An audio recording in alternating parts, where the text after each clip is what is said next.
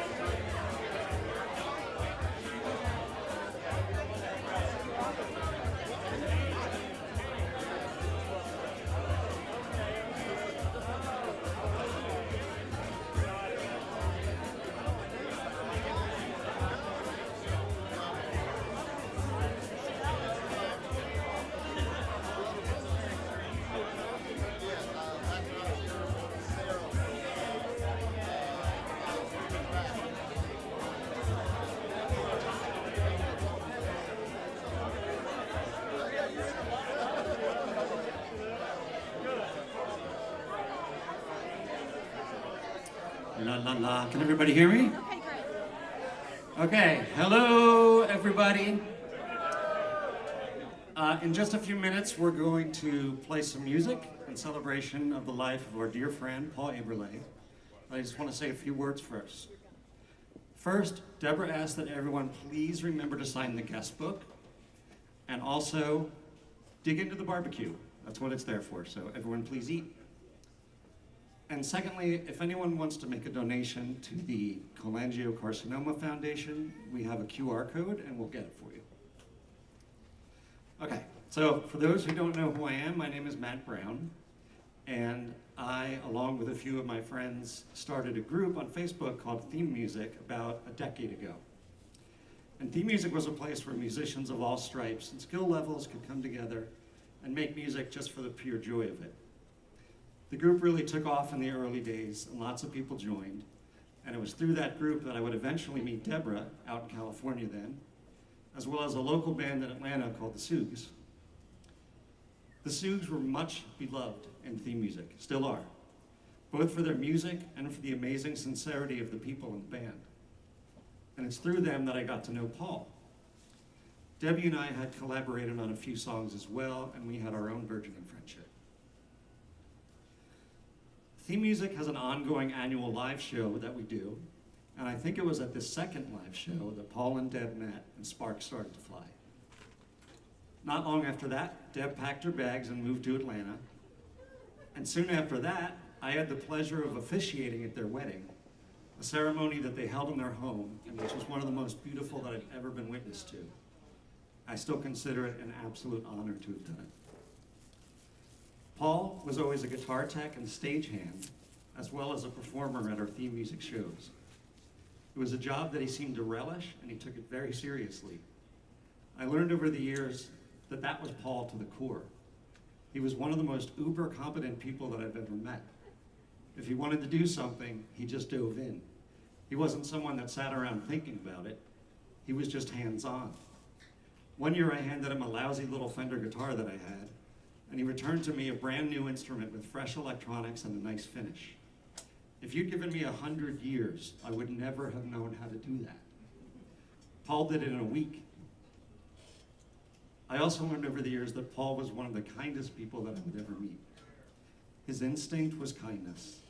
He was soft-spoken, generous, and utterly reliable as a friend. It's impossible to express how much he's going to be missed by all of his musician friends, here in Atlanta and beyond. We adored him, we relied on him, and we loved him. And we're going to carry his can-do positive spirit forward tonight by playing some music for him, because we know that's what he would have wanted, and that's what he loved the most.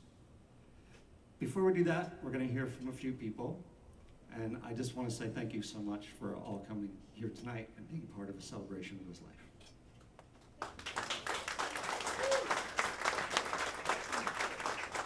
Next, we have Barbara Dorn, Paul's mother.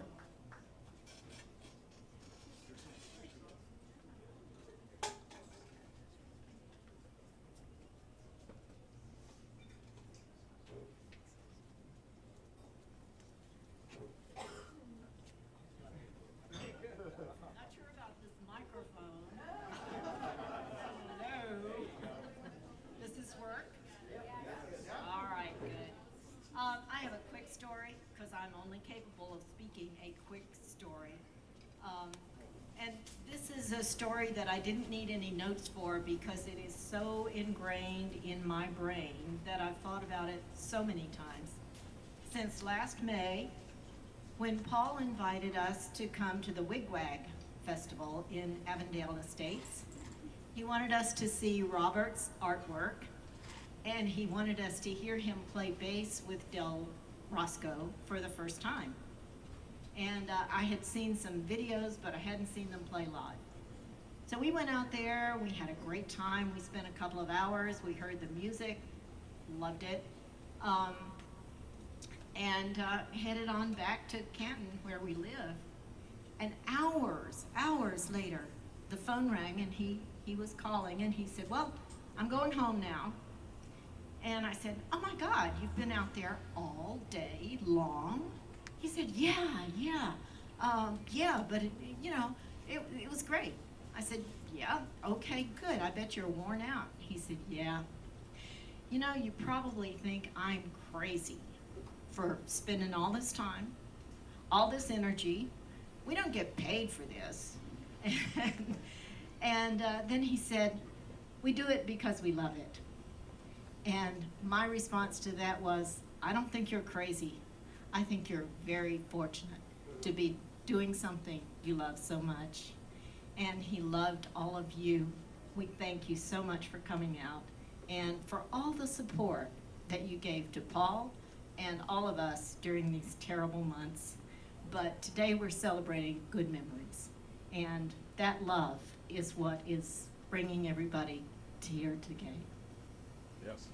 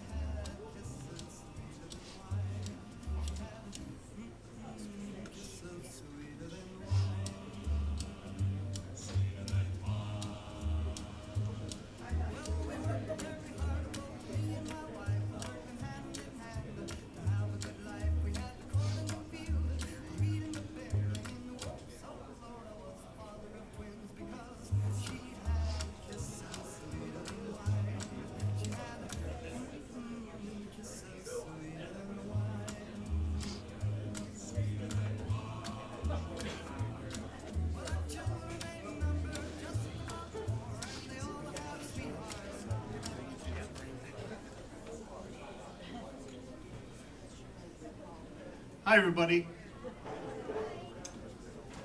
We had to get some technical things together here, so give me a minute.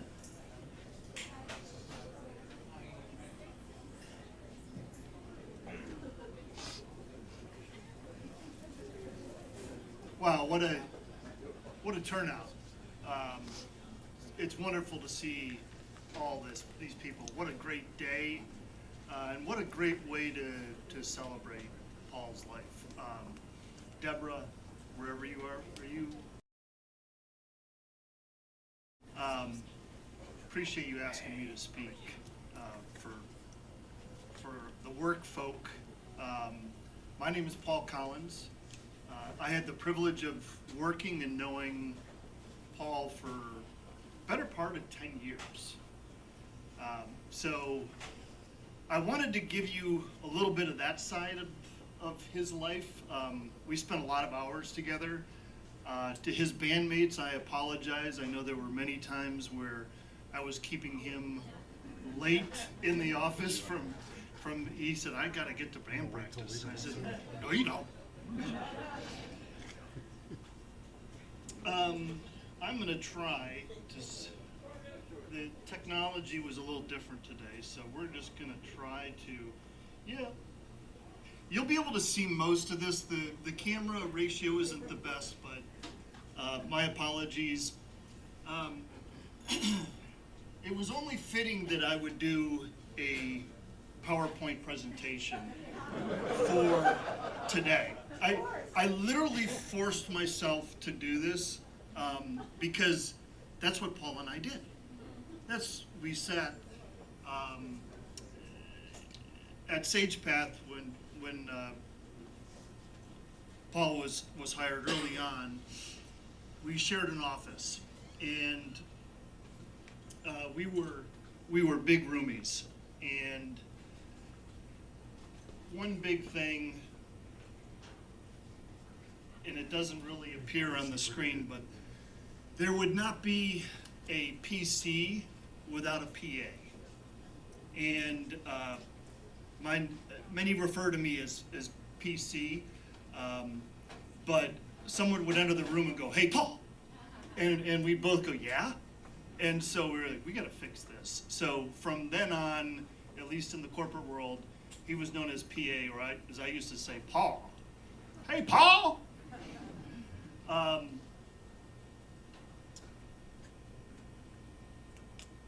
was ahead of his time. I called him my little paw GPT. So this is him, and we've dedicated the GPT to him. He always had the right words, or the right thing to say, or the right point to make, or the way to calm me down, or do something. And so he was just always there for me, especially when I was writing a request for proposal or putting a presentation together. So I call him my little chat GPT. We became so instinctual that we had our own vocabulary. And there were sounds and grunts and Tourette's-like moments that only he and I could really get to know. And so I had a favorite phrase, which was and that was really me swearing. It was literally me swearing. But I also, every once in a while, I shifted to this phrase. And it would, Paul is laughing his ass off right now. Because what I'm about to tell you put him and a client partner on the ground laughing for about 15 minutes. I finally got so frustrated, I just blurted out, I don't know if you can see it, but, and they're like, what does that even mean? I don't know, I'm so angry.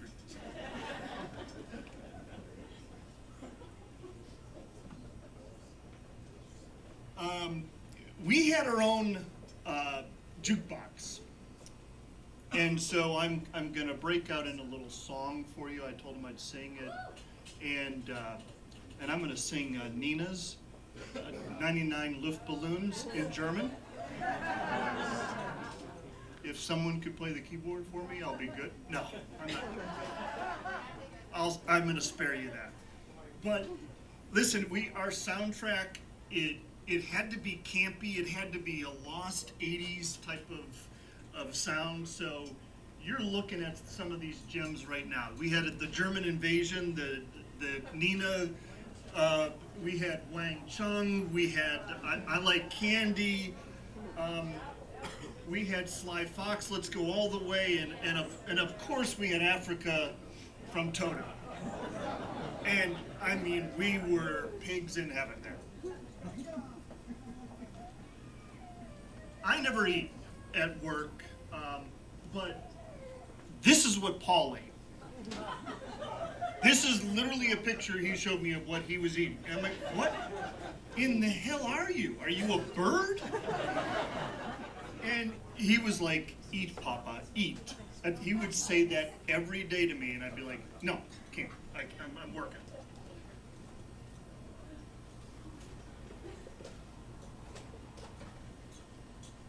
We often travel together, and you can't see the picture of Bick, but this is a quick story on Bick. My son, I got home very late from my son's baseball tournament, and I got home at like 3:40 in the morning. We had a 7:30 flight to go to Bick. Deb, I don't know if you remember this, but I remember complaints about it. yes, there were complaints, but we're not going to go through those today because we're keeping things happy. But I decided I was going to go to bed for about an hour and then wake up and get to the airport in enough time. Well, I woke up 55 minutes before the flight was taking off. And I live a half an hour from the airport. And because it was Bick, I had to shower, and not only shower, but I had to shave because you're going to Bick, right? You got to be clean shaven. So I did all of that. I broke several laws getting to the airport, and if it hadn't been at T-Gate, I would not have made the flight. But I literally was making it as the door was closing, and in the gangplank on the way down, I told Paul I didn't make it. So he was going to have to present alone. So when I got on the plane, he goes, hey, we went on to win that presentation, and Paul and I we worked like a hand in glove. We had a team that was waiting back at a conference room to join the presentation, and I said, I don't know if we're gonna be able to make that, but we got in, and there were 20 people that had been through a day's worth of presentations, and they looked at us like, okay, another one. And we just had to start up and go.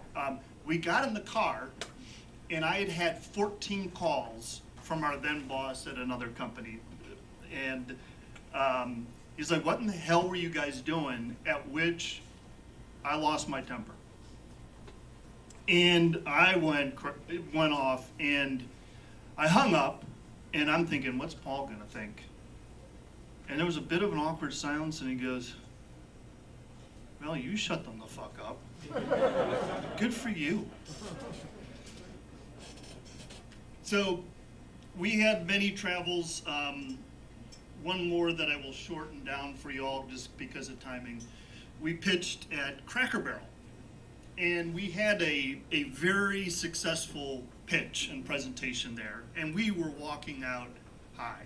Well, our creative director had to buy or get a rental car, and as if he needed it to drive himself to this interview, and it was in Lebanon, Tennessee, he gets this minivan that's got a flat tire.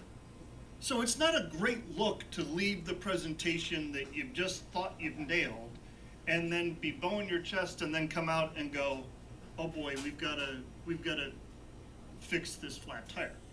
It's even worse when it takes you 45 minutes to find the spare tire.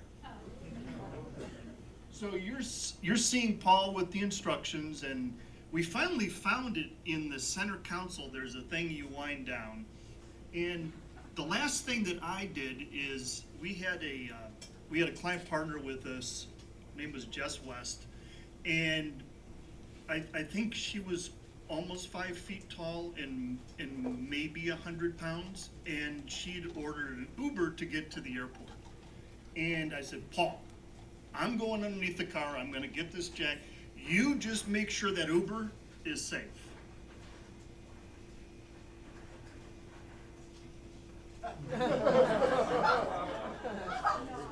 I kid you not. This is what I go, is she good? And she goes, yeah, she's good. I rolled out, and I just looked at this car, and I'm like, what? It literally had the fur on the dashboard, and so I said, listen, you get on the phone, and you were on the phone with Jess the entire way through. By the time we started driving home, we had won that presentation. But that's literally, I had to search for a car that looked very similar. Listen, I've talked a minute, but I want to play. This is a minute video that our creative team put together. I don't think it needs any words from me, but many of you may not have seen this, and this one catches me a little bit. So I'm going to have to hold my emotions, but this is Paul.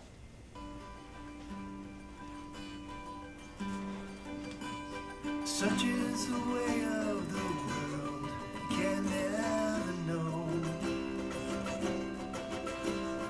just where to put all your faith and how will it grow. Gonna rise up, burning black holes in dark memories. Gonna rise up, turning mistakes into gold.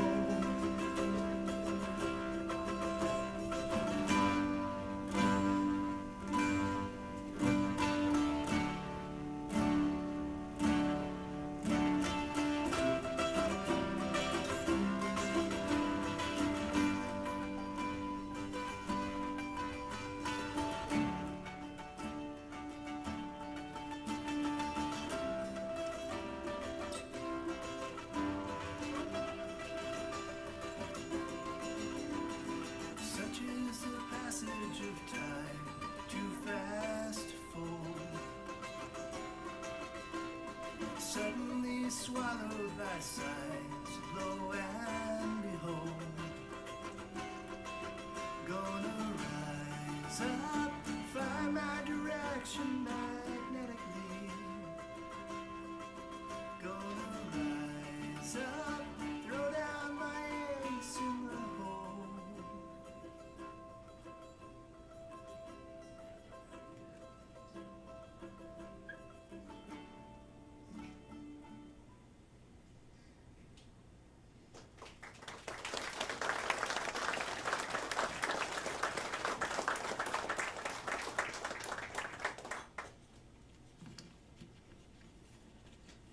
Yeah, that dude should still be here. He really should. Well, he shared with me a lot. I didn't see much of his music scene, but he goes, hey, I'm doing this 80s thing. And he showed me this, and I'm like, what in the Wang Chung is going on with you? And for those that haven't seen this Vapors of Love, that's Paul in the right there. So he's kind of unfortunately cut off on the right here, but we know him as a musician. His passion was music. We saw him restoring guitars. It was neat to see that. Obviously, we know him as a mountain climber. Boy, he showed me and talked to me about that trip and climbing more than 14,000 feet, unbelievable, and shared some of these nice pictures, which I think you guys have been showing today. The last thing that I will say is that Paul was a colleague, a teammate, and most of all, a friend. He would give me the calm amongst any storm, and hopefully I can carry that torch that he so stoically did in his entire life up to the very end. I'll miss him, but never forget him. Thanks.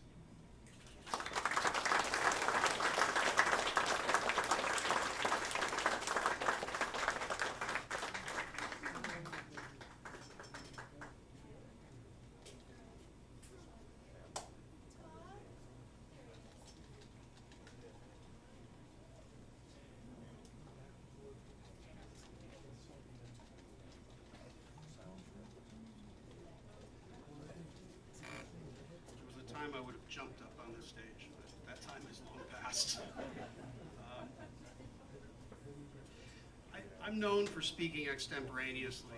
Those who worked with me at Hotel Tools knew I stood up at a press release unexpectedly one time and just rambled a bunch of bullshit off, and it turned out to be okay.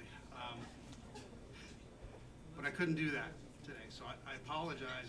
I have to read and refer to notes because this is just too important. There are a lot of problems following a presentation like that and the prior speakers, not the least of which my eyes are a little teary even though I'm celebrating Paul's life with all of you. But it evokes a lot of memories for all of us, and those should be joyous and celebrated. I want to acknowledge the first speaker who talked about the musical talent and the fact that the group accepted people of all talent levels, because there was a time at 3 a.m. after Paul returned from London and he was alone and obviously had enjoyed something, that he recorded something he was quite proud of and sent it to me. And it was not very good. It was heartfelt, and you could feel the emotion. But if I were to sing, that was kind of what it felt like at 3 a.m. And the next morning, he and I were talking, and he's like, please don't play it.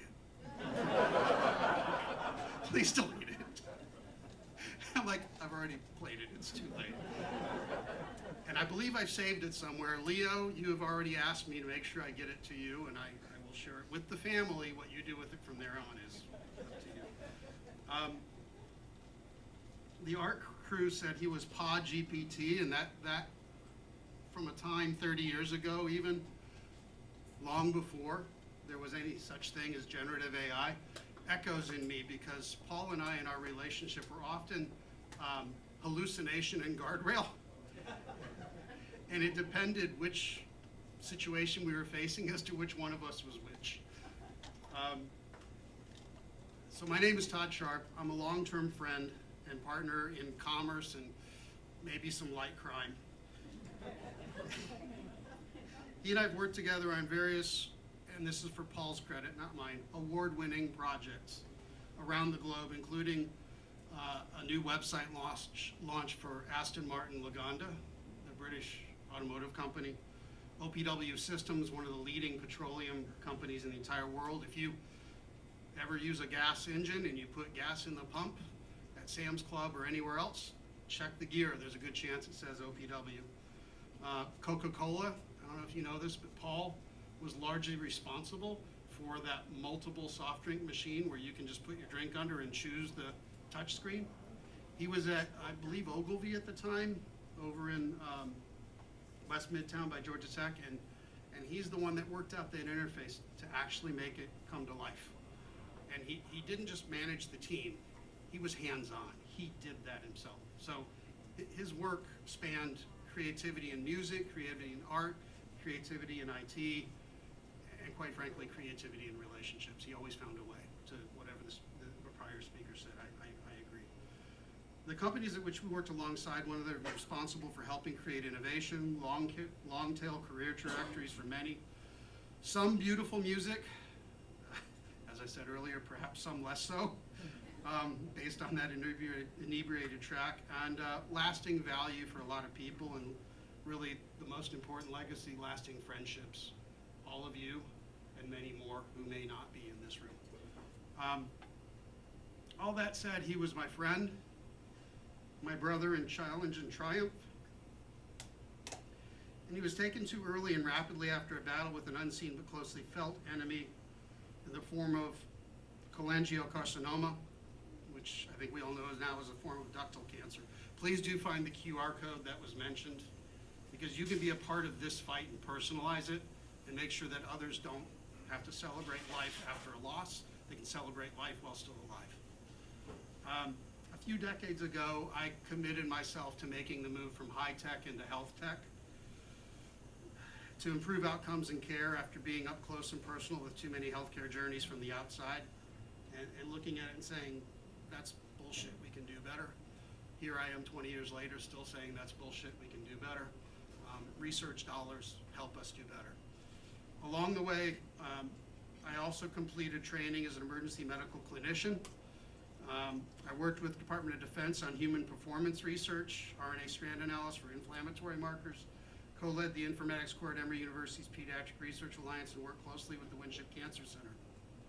I don't bring that because of myself. I bring that because of all of my professional, personal, intimate contacts, which there are very few that meet all that criteria. Paul's the one that encouraged me the most. He always found a way. You know, you heard that earlier. He always found a way to encourage, to start default nice and to go from there to even more nice. And that's what he did with me. I'm saddened to know that none of my efforts seem to have helped my friend and the pain those closest to him, who loved him the most, have felt at his passing. I had a dream Friday night, no joke, that I was holding his hand and we were talking. I knew it wasn't real because he had hair. Like full head of hair. It was like Leo's hair when he was younger, kind of curly and black. And but that being said, it was a lucid dream, and I didn't want to wake up because it was so real. He was there, and to me it was real. He was there. I believe in a way that was just another way for Paul to help me choose and to share with all of you that here tonight we're here to celebrate his life rather than our loss. That is the most important thing, and that's what Paul would have wanted. I first met him through a friend of his from high school, who was a friend of mine in college, Brian Holohan, who's here today. 30 years ago, we first worked together, Paul and I, while they were both at ILS. Then 26 years ago, we all had the opportunity to work together at Hotel Tools. There are many Hotel Tools alums in the room tonight. And if any of you know what software as a service is, or SaaS, it was SaaS before SaaS was cool. We were innovators. It was really cool.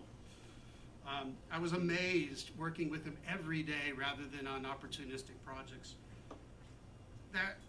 He just took intractable challenges. And by nature, blending and extending his skills seamlessly with others, was almost always able to find a better path. And if he couldn't, he would find a different way that someone else could iterate. And he was always happy to hand that baton. It wasn't about him.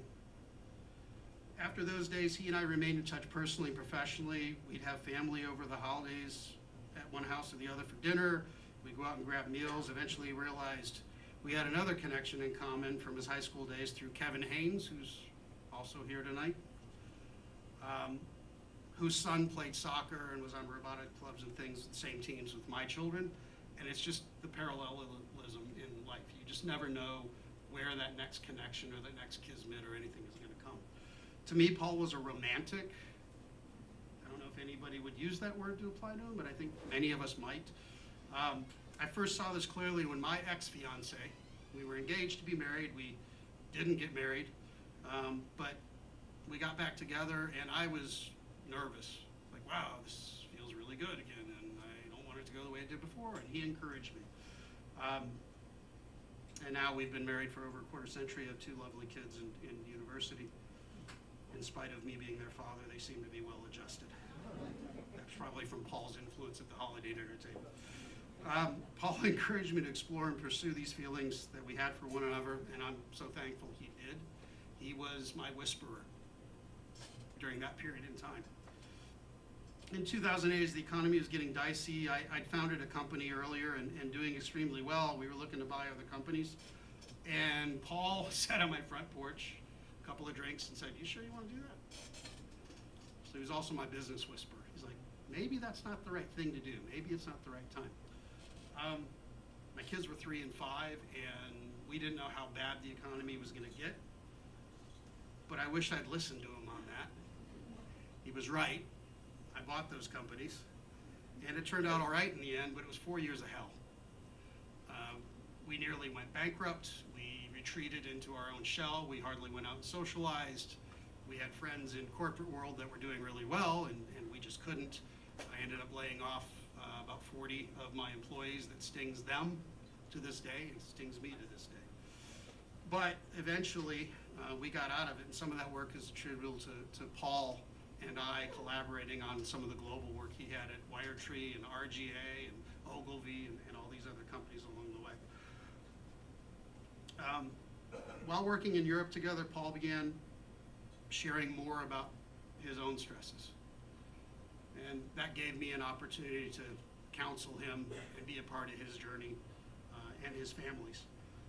It was a time of growth and learning for him, but it was also one of triggering and challenge, responsible for, I think, him connecting with another side of his life that opened him to the possibilities eventually of what he built with that, which has been so beautiful.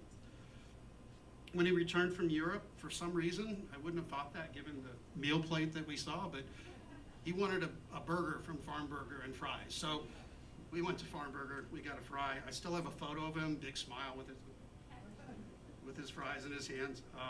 Shortly after, he encouraged me to run my first marathon. He'd run like 5 marathons by the time I was looking at my first, right? He ran them, he was into it. He started a podcast, if you all don't know it, it might still be out there, it's called Run, Yank, Run. So he'd go on runs while he was in London, and he'd just talk about what's going on. You know, what's going on in the day, what's going on in the news, what he thinks about the world. If it's still out there, and I didn't check, I should have. I did download some of them years ago, I still have. It's an interesting insight into our friend. But he got bronchitis. And so he was gonna run the Atlanta Marathon, and he couldn't. And I was sharing this with Leo outside before we came in, and out of nowhere, I'm like 42 at the time, and it was like vomiting. It came out of nowhere. I'm like, can I have your number? And he said, sure. And we realized I only have 30 days to train, and I've only been running like 5 miles 3 times a week, and there's no way I was gonna be able to pull that off without injury. And so about 3 days before the marathon, he goes, so what's your long? Well, I did an 18 3 days ago. 3 days ago, you shouldn't have done an 18 3 days before the marathon. He goes, please don't run. Please don't run. You're gonna hurt yourself. Bullheaded, I ran. And it was interesting, because I get to the end, and like mile 16, I was good. Mile 17, a little worse. Mile 18, not so great.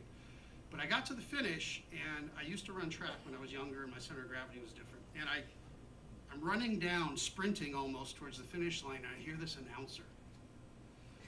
And here comes Paul Abrelat. Well, look at that kick. Unusual to see that at the end of a marathon. And I'm like, where's Paul? Where's Paul? Because I'm delirious. I have no idea what's going on. I'm about ready to flip out and faint. But I survived, and he proved a point to me. He'd introduced me to the 90-day couch potato to marathoner program. And I started hacking and slashing 2 out of every 3 days out of it to make my 30-day schedule. And Paul's like, you're gonna do that, but you'll make up for it on the back end. Nah, I'll be fine. He was right. Nearly 60 days to the day after the marathon, I could finally walk right. My hammer toe was gone. My knees ITSB had cleared. He was right. Again, he's a marathon whisperer too. But I made it, bullheaded me. And in addition to being a whisperer and a romantic, we had a really interesting time learning about discrimination together inadvertently. One of our projects took us to Krakow, Poland, and we visited there several times. We were warned in our cultural briefings that there were certain things in the culture there at the time, long time ago now, that were different than they are here. And one of them was a disdain, maybe even a hatred of homosexuality. After dinner one night, Paul and I go back to the hotel. We stop and get a 6-pack at a convenience store on the way after this business dinner to talk about stuff. We sit out at a boat dock on the Vistula River. And he and I are sitting there just, on the dock, sharing the 6-pack. And this bulky security guard comes out of nowhere. And he's angry. And he doesn't speak English, and we don't speak Polish. And he clearly was upset. We couldn't figure out why. And then we remembered our cultural brief. And Paul went, right? And the guy laughed in broken English. He goes, oh, you marry woman. He walks off. If you look at it in a modern context, we just sat there traumatized going, wait a minute, if we were homosexual, it wasn't okay? We were just sitting there, drinking beer, having a conversation. Because of that perception, it shifted things. That led a lot of discussion over the next coming days, and honestly, that led a lot of discussion throughout life, at least for me and with Paul around what it means to need to look at social determinants of health and look at DEI and other initiatives that are important. Once we figured it out, it was interesting because the front desk clerk had said it was okay for us to go down to the dock. And it's really the only time in my life that I've seen bias result in laughter in anyone, because bias so often causes tears instead. So, not a joyous story, but one that I think is informational and kind of talks about Paul's heart. In London, he led his teams on several daring adventures as well, jumping during a creative retreat into the Thames River. If anyone knows, the Thames River is really disgusting, particularly at low tide. Thankfully, he was above London. It was in cleaner waters, still not clean, but he did it anyway. And then he dared the managing director and others to go in with him. They did. I wasn't there. I didn't witness this. But when I partnered with that company for a project, everyone at RGA let me know that Paul was the one that had dared the managing director and others to do it. No one got a disease that anyone at least confirmed, but when I was with dinner with the managing director and Paul one night, the managing director had a thing about Yanks. And he said, "You Yanks just aren't as brave and bold as you seem sometimes." Uncharacteristically for Paul, perhaps, he decided to show him that we were kind of brave and had bravado. And he asked him, he's like, the Mercedes pulled up, a taxi cab, the door was open, and he looked at me and he goes, "Why don't you do it?" He goes, "You do it." So I sat up, I put it in gear, I moved it a foot forward, I put it out of gear, I got back out. I stole a taxi in London for about 1 foot. And Paul prodded me into it. What it did, though, is it won a wager, because the MD had said that. The managing director bought us a really nice dinner and free drinks the next night. So that was enough for Paul in that state of mind with a few drinks to egg me on to do something stupid, because that was the crime I committed, and I would often do things stupid because he was so trustworthy. To wrap up, in Simon, Leo, and Toby, I saw Paul work to be the best dad he could under what were at times some pretty challenging circumstances. I'm really pleased to see all of you and to know that you've turned out so well. You're wonderful boys, and if ever you need guidance or assistance or advice or input, I know everyone in this room is part of that circle who's happy to provide that to you on your own journeys. But seeing Barb and Tom tonight brought back memories of when Paul first got here home. He bought a junk Explorer. He put his own time into fixing it all up. He lived for a time at Barb and Tom's. I remember having dinner at your house before we went camping together up in Blue Ridge, and yes, there were banjos that trip. All the memories really culminate, though, in one thing, and that is triumphs, challenges, joys, and love and faith. And that faith is something greater than oneself. And that brings me to the love of Paul's life, Deb. I didn't have a ton of time with Paul over the last few years. COVID and me being on hospital rotations, Deb and I talked about earlier, played a part of that. But I can tell you that was okay, because I knew he was with a community of love, and I knew that started with Deb. Music is great. The people are great. The community is great. But the fact that our friend met Deb and spent his years with her is the most meaningful thing that we can all support and honor here, I think, tonight. The purpose, love, and shared enjoyment of whether it was the guitar lab or the guitar shop or the piano lessons or anything else, it's fulfilling and damned incredible to know that at a point in life when most people are retreating into themselves, Paul and Deb decided to get outside themselves and create something new. I know my urge is to retreat. I'd like to go find some acreage and not come off of it, but they've set an example that really shines something that's more important. I know I'm not unique and special here. Each of us has memories, stories, missed opportunities, and perhaps regrets. I'm thankful for Deb connecting with so many of us in the recent weeks, bringing us all together as a care community. In this evening, we're all reuniting with some old friends, learning about some new ones, and feeling a tremendous impact Paul's life made on us all, and I, for one, am in awe, utter awe, at the expanse of it all. There comes a point in everyone's life when I suspect we each wonder what our impact will be. That when we're gone, will there be anything? A monument, a paper, a song, a poem, a feeling of love, a shred of decency in anyone's remembrance. I think having this at a live music venue, Deb said that when she explained it to Paul, it was really, something that put joy in him, thinking about us doing this while remembering him. I know that the 30-minute call I had with him while Deb was caring for him in hospice was powerful for me. I'm very thankful to have had that moment. But from the people here, it's easy to see his absence has left a mark on those here and beyond, but perhaps not so big a mark as his presence did. So, thanks, Paul. Thanks, Deb. Thanks, the family.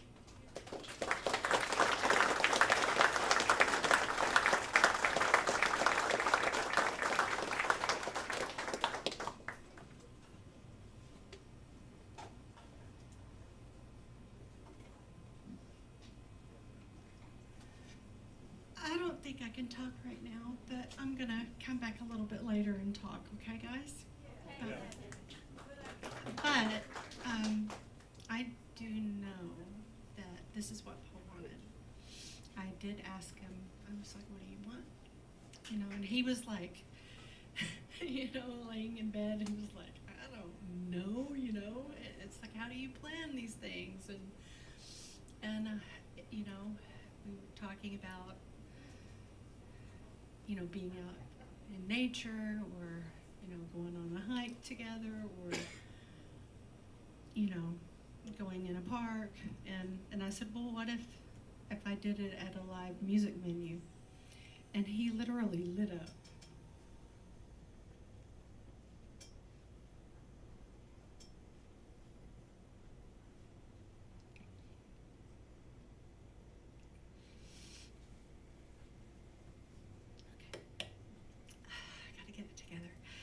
And he said it, and everybody could play.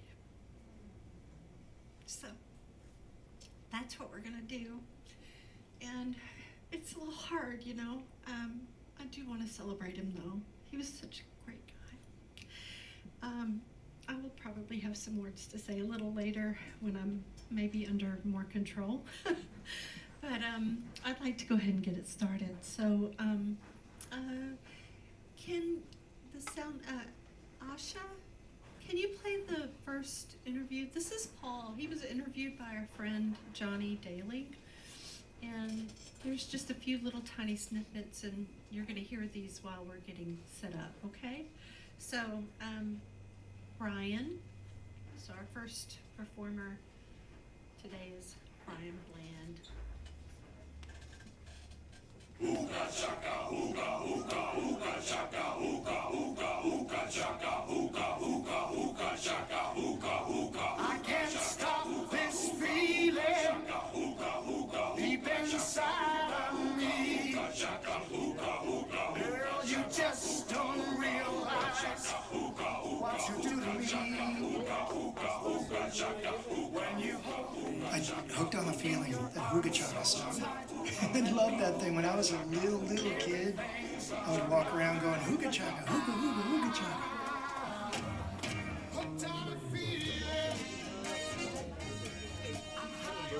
Kid stuff. I wanted to be an astronaut, that kind of thing.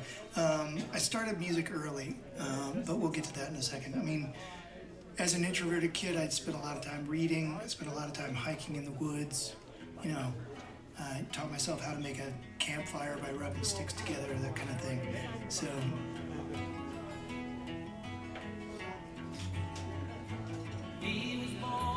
in the 70s, they regretted that they weren't younger so that they could be full-fledged hippies. It came along after I had come along, and they were already a little bit constrained.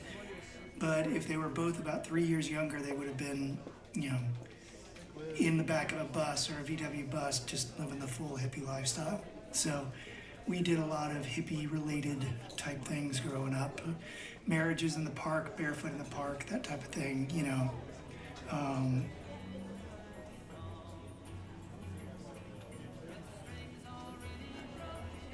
it's funny because it's hard to think about how I interact with things as a philosophy. But the thing that's jumping to mind, when I was a kid, my hippie parents would go to Unitarian church, so we were plugged into all the super woke stuff before woke was even woke. We're talking about the 70s. But do you remember that album, Free to Be You and Me? It was Marlo Thomas and Alan Alda. It was a TV show and it was a record. And I've got the vinyl downstairs. You should borrow it. But it was all about, this was during the era of the ERA and women's rights and, we were already well into desegregation, but it was just basic human rights and, some of the songs on the album were like People Are People and, so I always grew up with women are just the same as men, they deserve the same chances, they feel the same things that we do, all of that. So I guess that got folded in at a very early age.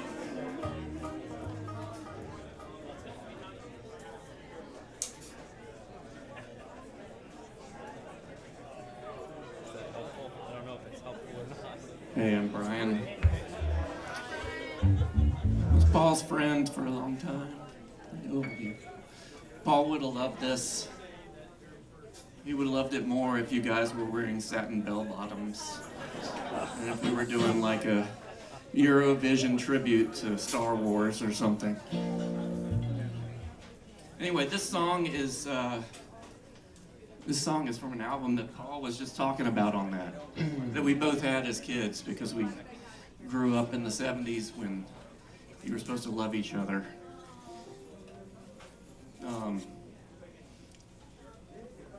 Anyway, I'm out.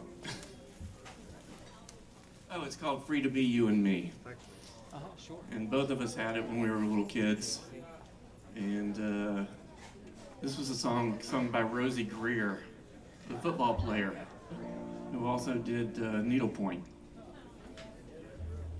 because he was woke.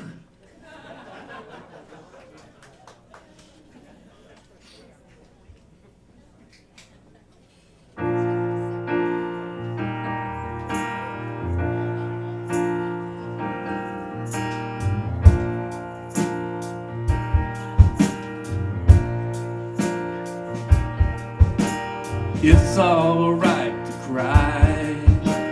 Crying gets the sad out of you. It's alright to cry. It might make you feel better. Raindrops from your eyes, washing all the mad out of you.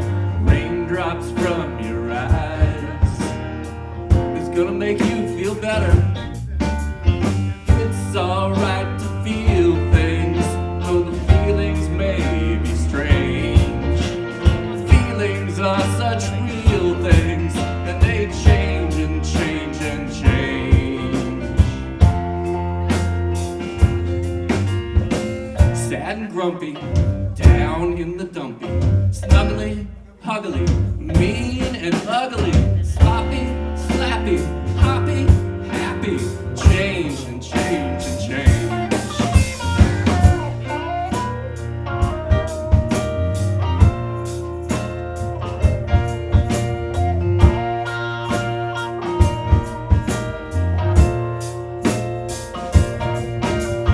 It's alright to feel things, though the feelings may be strange. The feelings are such real things, and they change and change and change.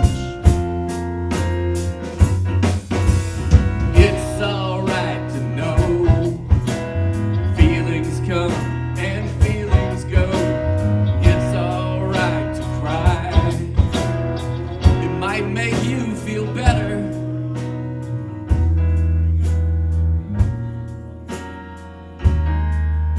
It's alright to cry, little boy. I know some big boys that cry too.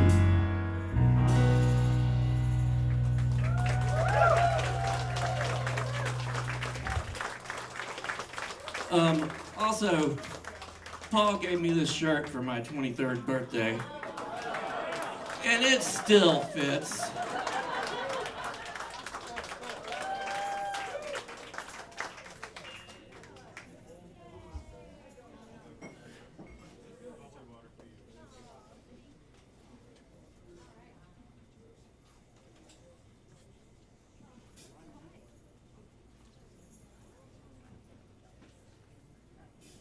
So we're going to be switching it up on each song. Everybody playing today are people who Paul did collaborations with all the time. So he did a lot of music with me. He was in the Sougs with Brian and Laura and Joe Senta. Tons of musical collaborations with Pete and theme music. We have people who came here from LA. Two of our members came from LA, and then we have Boston. You came from Boston? Oh, Brooklyn, sorry. And Northern California, and North Carolina. Where's the other? Jersey. So, I mean, we had people come here from that far away. It blew me away. They surprised me 2 days ago, and I was shocked. And I'm just really grateful. We have such great friends in music, which is, do you know how lucky we are to have that at our age? It's pretty cool. So, anyway, this is Paul Schwartz, you guys. Another Paul, and I'm proud to share the name. I'm one of the people who know Paul and Deborah through theme music, so yay for theme music. This song is called Flying Boy. It's about someone who loves people and life intensely, which I think is very true of Paul.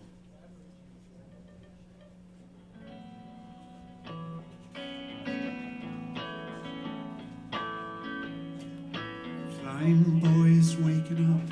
He says he wants to go outside and fly, just the way it happened in his dreams last night.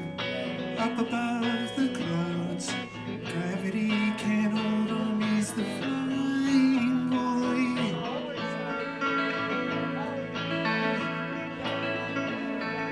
Sunlight filters through the trees, makes a path for climbing to the sky.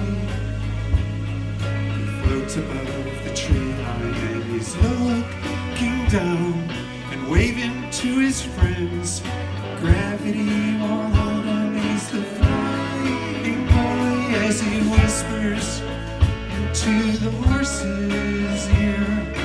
Isn't the world very beautiful? And no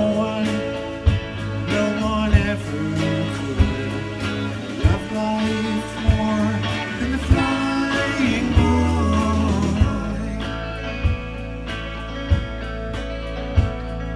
Flying boy's looking down, says he wants to land and fall in love, because his heart is bursting like the stars he sees shooting across the sky. Gravity can't hold him, he's the flying boy.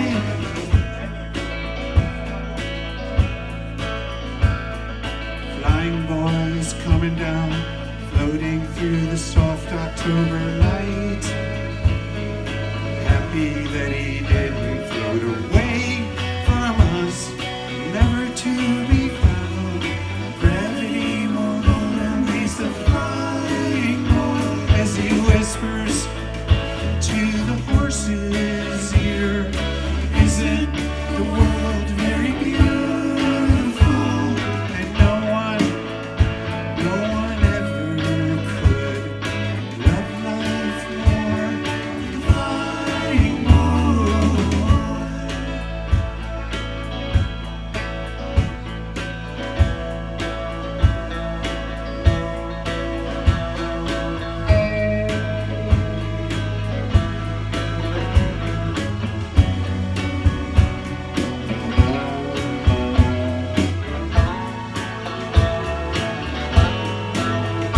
as he whispers into the horse's ear. the world very beautiful. No one ever could love life more than the flying world.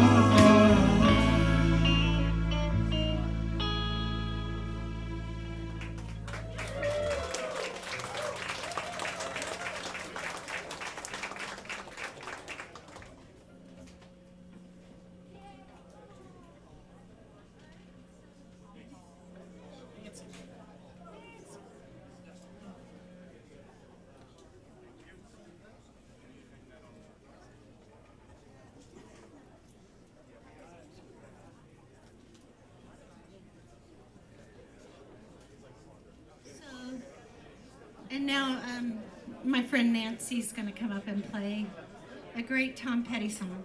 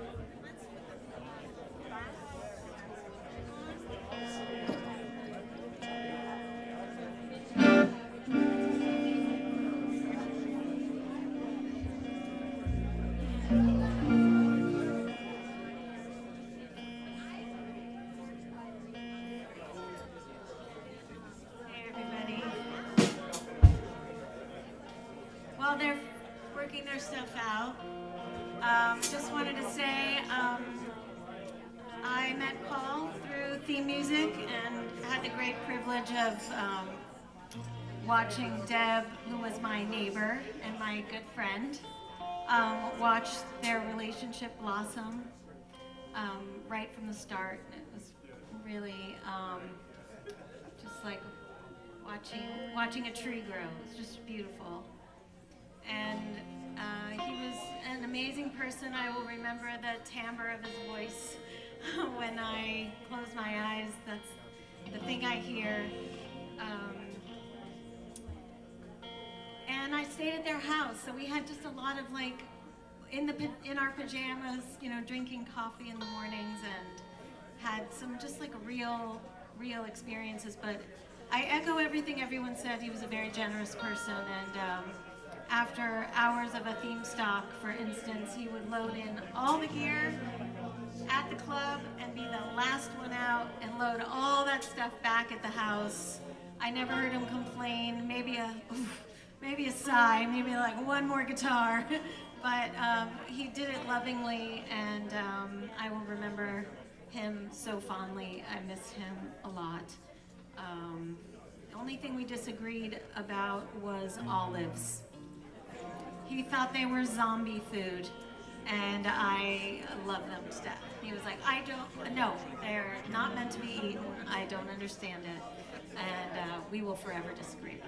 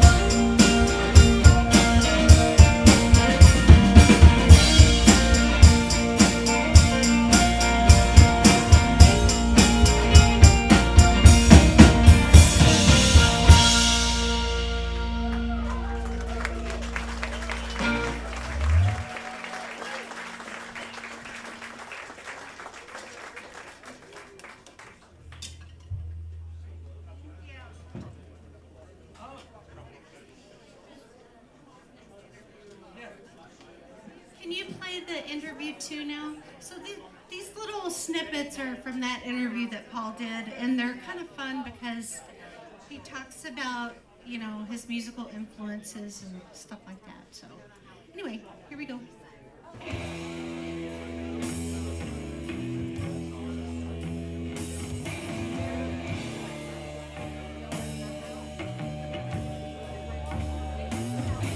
Yeah, so I played violin until sophomore year of high school, and that was a radical change. It was like I decided I was going to drop violin and play drums in the marching band. Ditching orchestral and playing in a marching band and marching and playing corps style was fun because the drum corps was the cool guys. We got to wear the mirrored shades and all that stuff. And in the course of that, one of the guys was like, "Hey, do you play bass guitar?" I'm like, "Nope." And they invited me over one day. These two other guys in the drum corps are like, "Come over to our house and we'll see what happens." So they put a bass guitar in my hand and showed me how to play Rock and Roll by Led Zeppelin. And so we just started playing that, and then they teach me a few other covers, and then we were in this little rock and roll band playing Led Zeppelin covers. So that's when kind of playing in a band started. And I'm playing rock and roll. This is cool. I like this.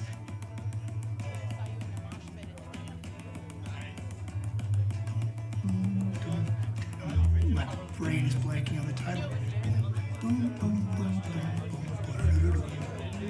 But that was the bass line that I loved. It was a Led Zeppelin song.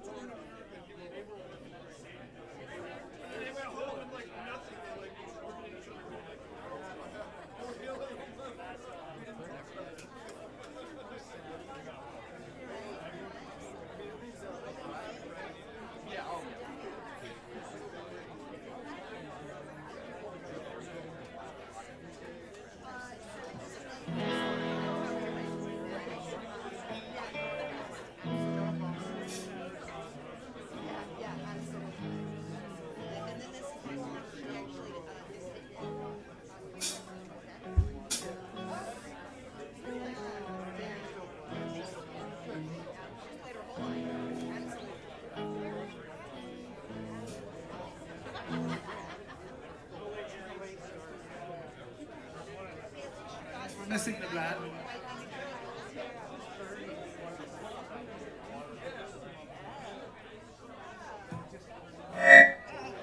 Brian Bland to the stage.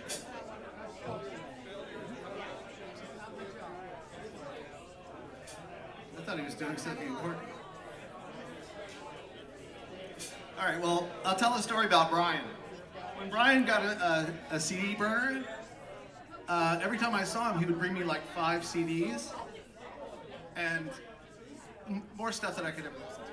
But one of the things he brought me was this Elephant 6 compilation. I don't know if you know who the Elephant 6 music collective is.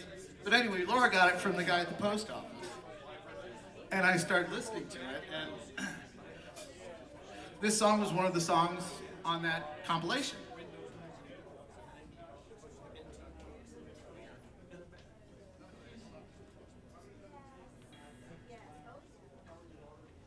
So then,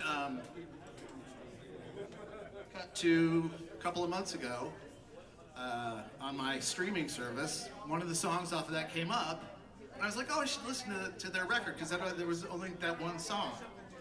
And so when Paul was going through the worst of the worst, I was listening to that album a lot, and it was like comforting. It was like weird and funny and sad and hopeful and all the different things that you need at a time like that.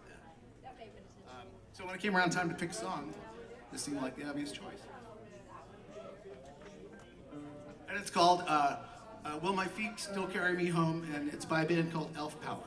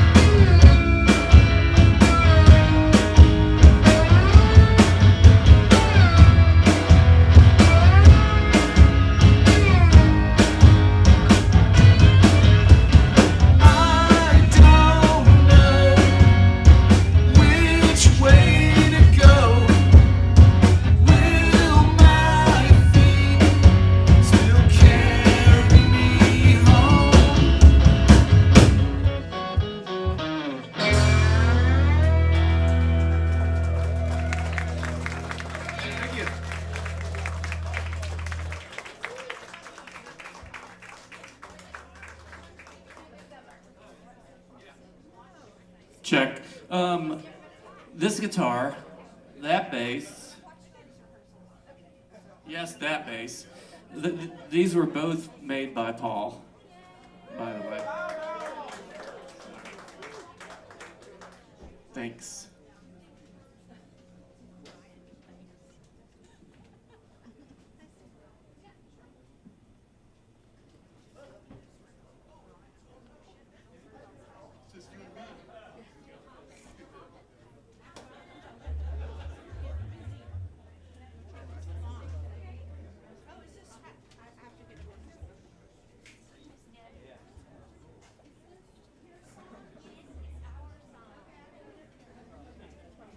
Hi, y'all. How we doing so far? Are we feeling the Paul vibes? I'm feeling them here for sure. So while everybody's setting up, I just gotta say, one of my favorite moments of collaborating with Paul was he asked me to be Moon Unit Zappa on the Valley Girl cover. I don't know if you saw that video he put together, but one of my favorite things about Paul is he could think with both sides of his brain so much. He was so creative and so pragmatic and practical, and it was such a pleasure to work with that guy. So I picked this song because it really, I think, spoke to Paul's love of life and really living a life of no regrets, right? You start talking about it and I know. Okay, here we go.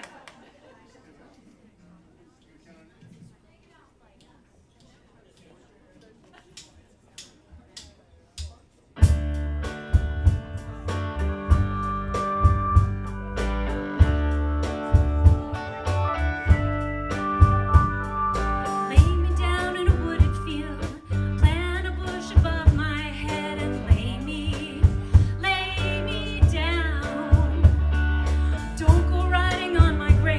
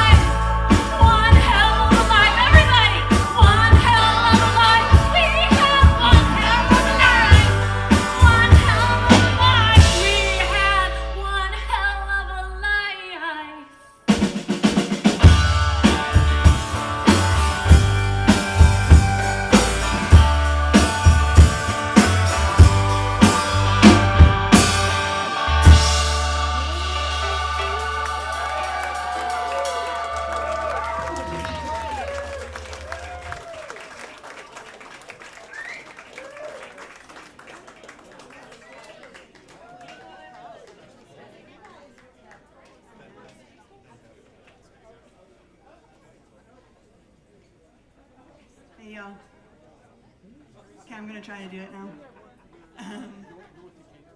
I was in theme music with Paul, and for a while we had this really fun and silly little online band called the Muffin Cups, and we liked to play loud and fast punk rock, Iggy Pop, and that's frankly what I'm used to playing and what I enjoy doing a lot. But this song is a song that Paul and Debbie did at one of our theme stocks, theme stock 6. So I thought I'd give it a try.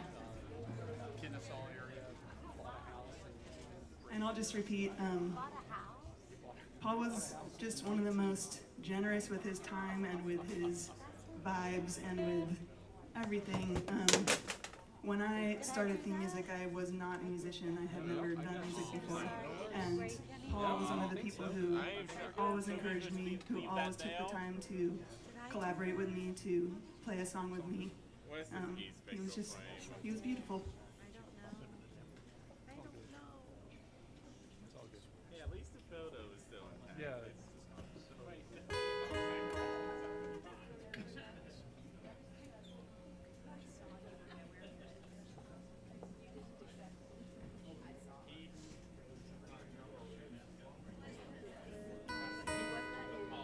Lee Wiggins.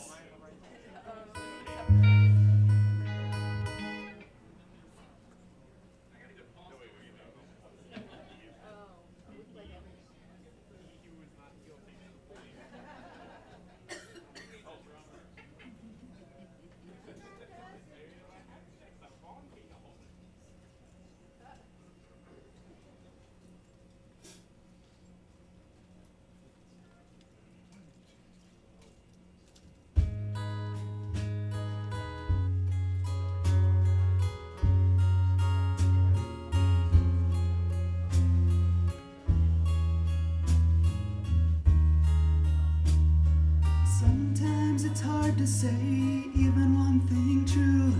When all eyes have turned aside, they used to talk to you, and people on the street seem to disapprove. So you keep moving away and forget what you wanted to say. Little bird, brush your gray wings on my head. Say what you said, say it again. They tell me I'm crazy, but you told me I'm golden. Sometimes it's hard to tell the truth from the lie. Nobody knows what's in the hold of your mind. We are all buildings and people inside never know who walked through the door. Is it someone that you met before?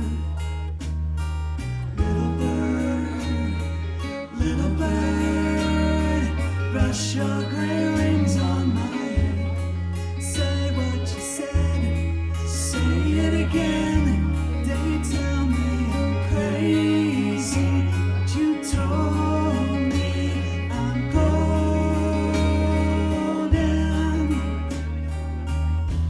I know what I know, a wind and the trees and a road that goes winding under. From here I see rain, I hear thunder. Somewhere there's sun, and you don't need a reason.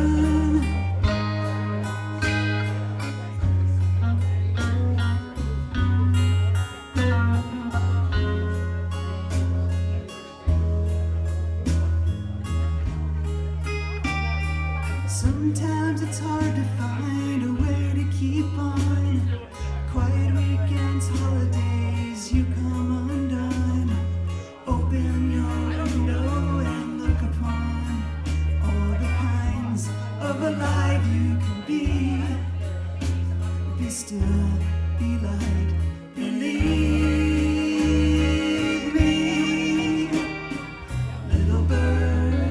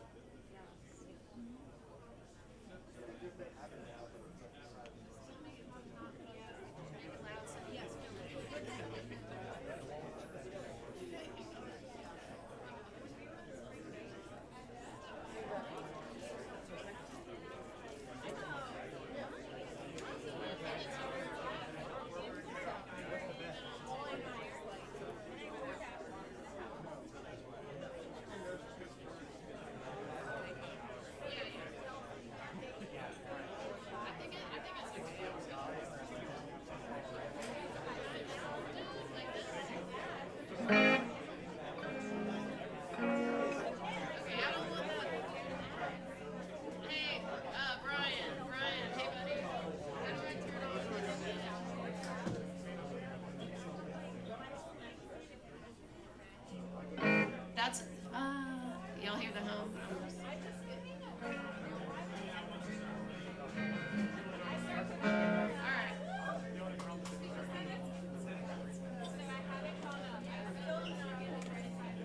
If I can figure out how to turn off that hum from this pedal, then I would love to. Or can I switch to this mic too? Because I want to be.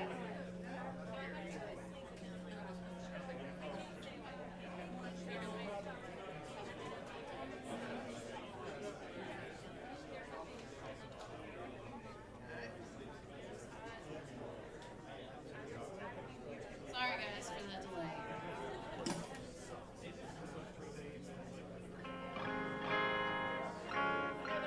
Thank you. Yes. Okay. So now that I finally got set up and it sounds like we're in town, yes. Thank you.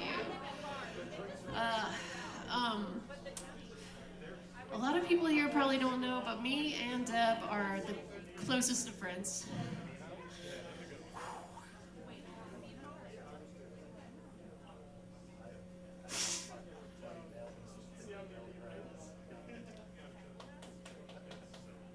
So I was with Paul and Deb about 2 weeks before he passed.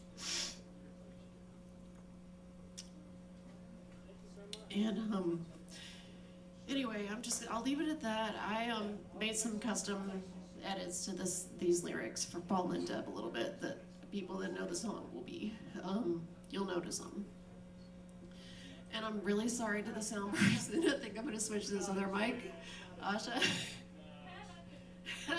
Check one, 2, 2, 2, 3, 3, 3, 4, 4, 4. Cool, cool, cool. Thank you. Now, you know, people that know me know I don't post a lot on social media, but truly, after Paul passed, I celebrated Deb's birthday with her, and she celebrated mine with me, and it was just a few days after, it was within a month after Paul had passed, both of our birthdays, so I'm grateful to be here to... Yeah, I did. So I did bring him his last Goldberg's pastrami sandwich. He was already losing his appetite that particular day, and he was saying it's the weirdest thing. Food is just kind of, he doesn't really have a taste anymore. But yeah, he was also, he's fucking with you that day too. He was giving you a hard time about those overcooked onion rings. Anyway, okay. So I got that out. I'm gonna do my song now. Promise.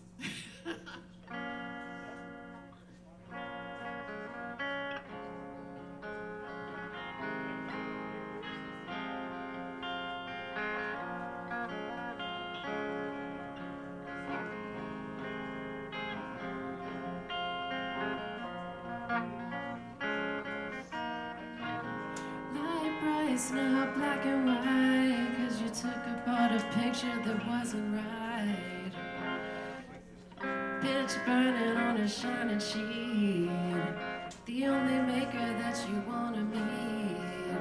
The diamond in a living room, your shadow paces the floor. I'll take you out any open door. This is not my life. It's just a fond farewell to a friend. It's not what I'm like. It's just a fond farewell to a friend. I tried to get things right. A fond farewell to a friend.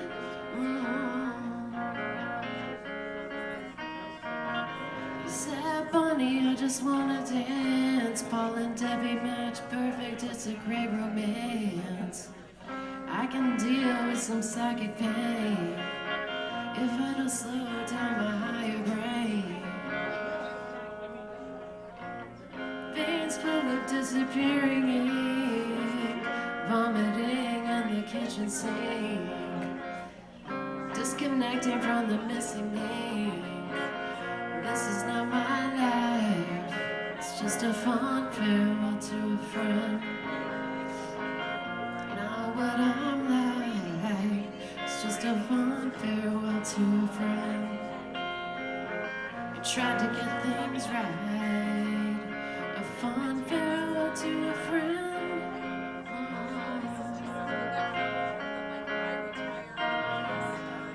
see you leaving me and taking off with the heavenly, the cold comfort of the in-between, a little less than a human being, a little less than a happy high, discussing whether there's an afterlife. He tried to fight this and he really tried. This is not my life, it's just a fond farewell to a friend. It's not what I'm like, it's just a fond farewell to a friend.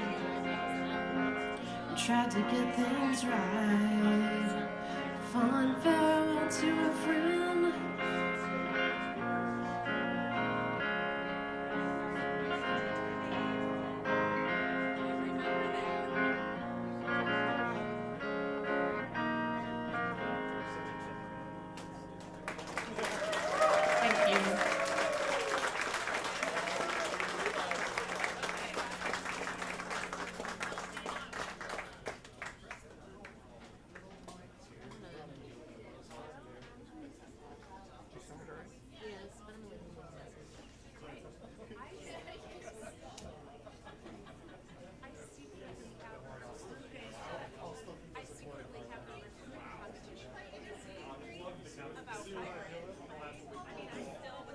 And then Screaming for Vengeance by Judas Priest.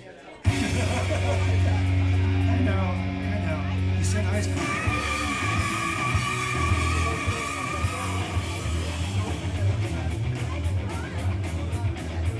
My mom actually wanted me to pack it up and hitchhike across the country and write the great American novel. She was trying to encourage me to do that, and I didn't have the courage to. I was like, no, Mom, I'm supposed to go to college and learn and do it right.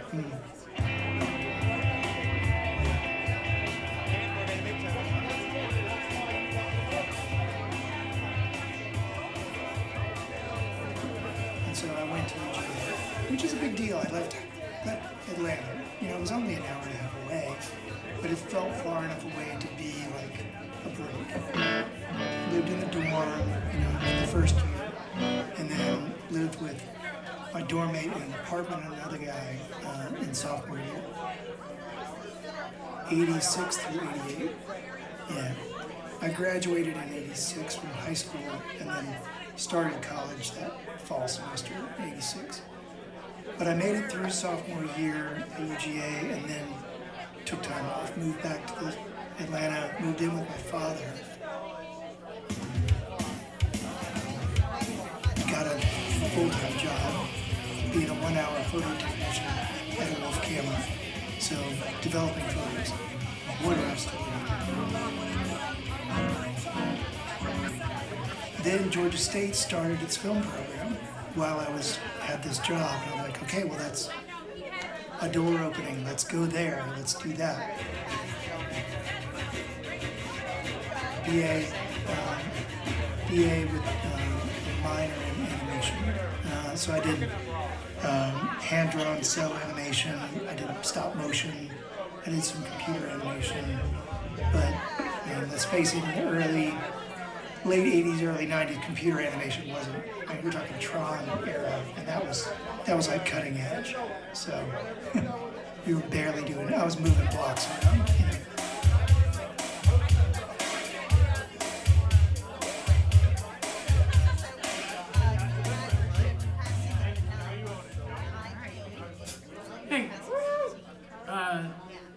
This song is the first song I ever played with Paul and the rest of the Sougs in theme music, and we shot a video for it at a cookout, and I have a lot of really positive memories about that, so that's all I wanted to say.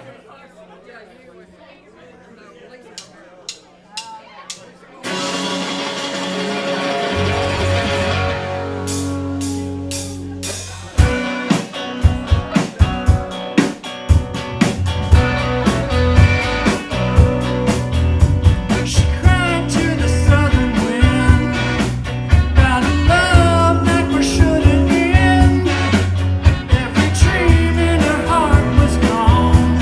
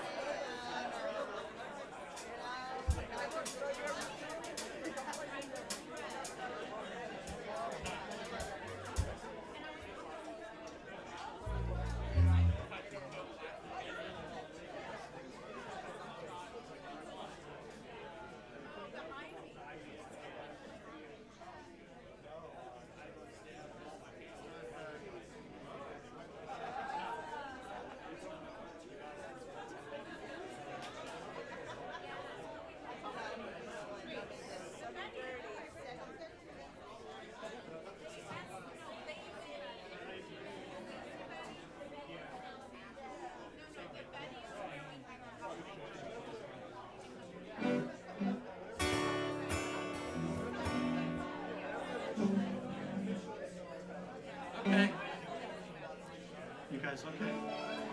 This is a song by the Kinks, early Kinks, called Days. And it's about trying to find the beauty in tragic things. So it seemed like a good song for today.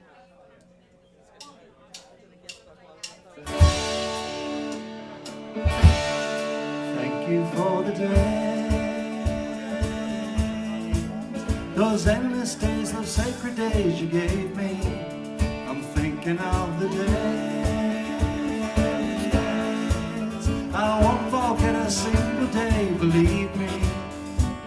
I've blessed the light, I've blessed the light, I've blessed the light that shines on you, believe me. And though you're gone, you're with me every single day, believe me.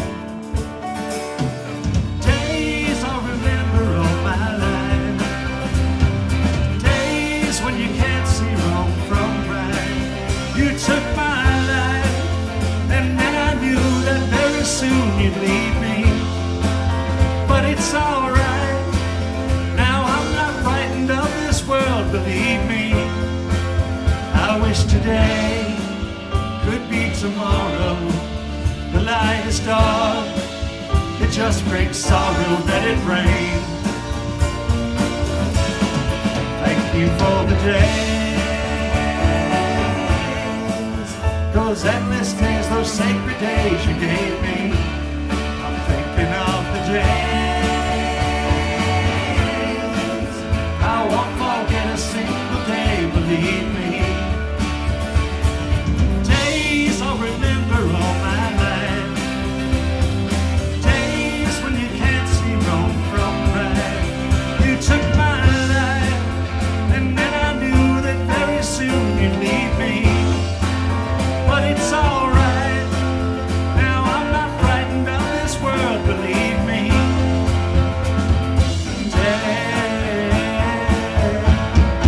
Thank you for the day, those endless days, those sacred days you gave me. I'm thinking of the days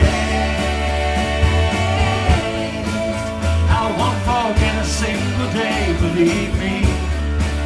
I bless the light, I bless the light that shines on you, believe me. And now you're gone, you're with me every single day, believe me.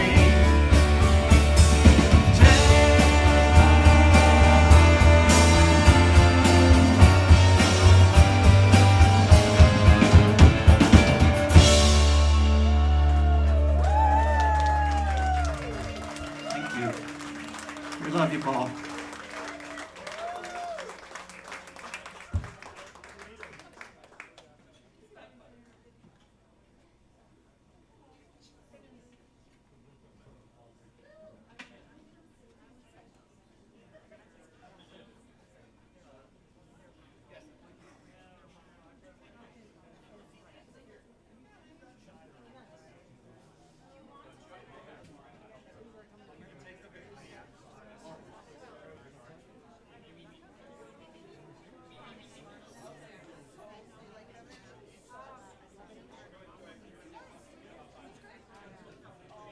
Hmm?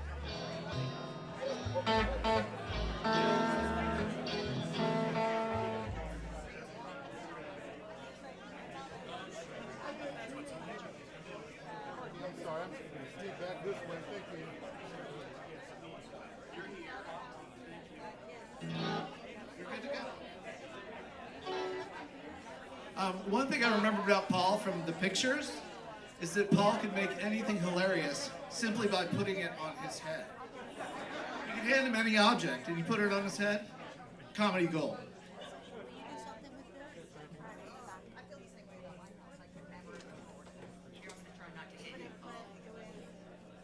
On the other hand.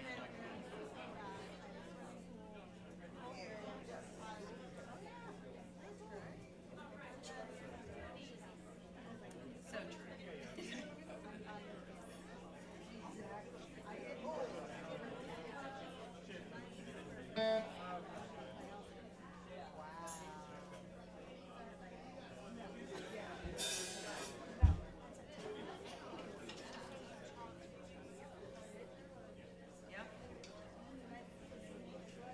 I've known Paul for longer than I've known my husband, and I've been married for over 30 years.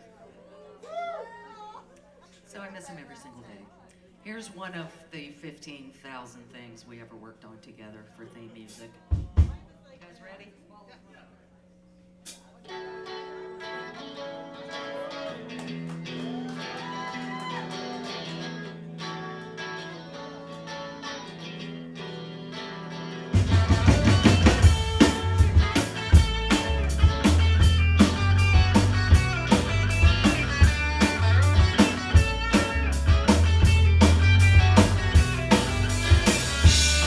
I found a picture of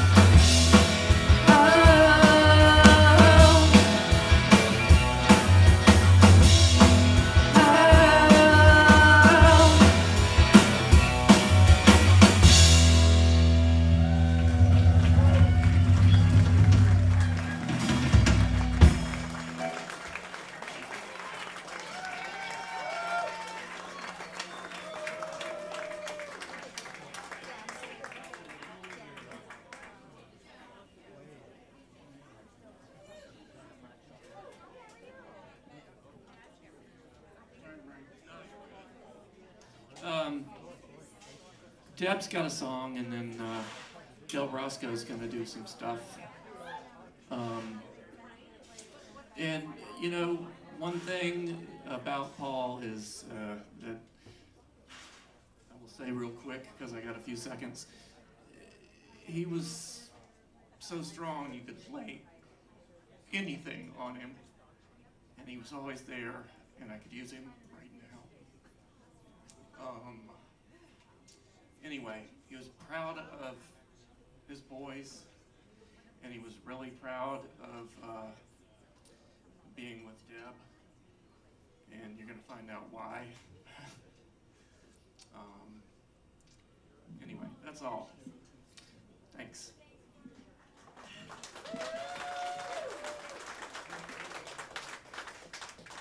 Damn it, Brian. You made me like want to cry just now, and I cannot cry. I gotta sing. So, well, anyway, I've been thinking all day. I don't know how I'm gonna get through this song, but I'm gonna do the best I can. I wrote this. I hadn't written a song in a very long time. I've had some writer's block for many years, and a melody got me up at 4 in the morning, and I mean, I tried to ignore it, and no, I had to get up and go to the piano, and I played around with it for a little while, and recorded what I was doing, and I was like, yeah, it's all right, it's not that great. So I decided to just try to clear my mind and see if anything like a piano thing would come. And it did.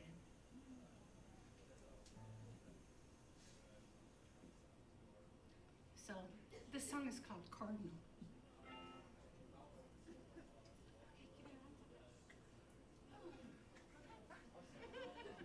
And I'll probably hit wrong notes and stuff because, you know, I'm a widow. I can do that. So.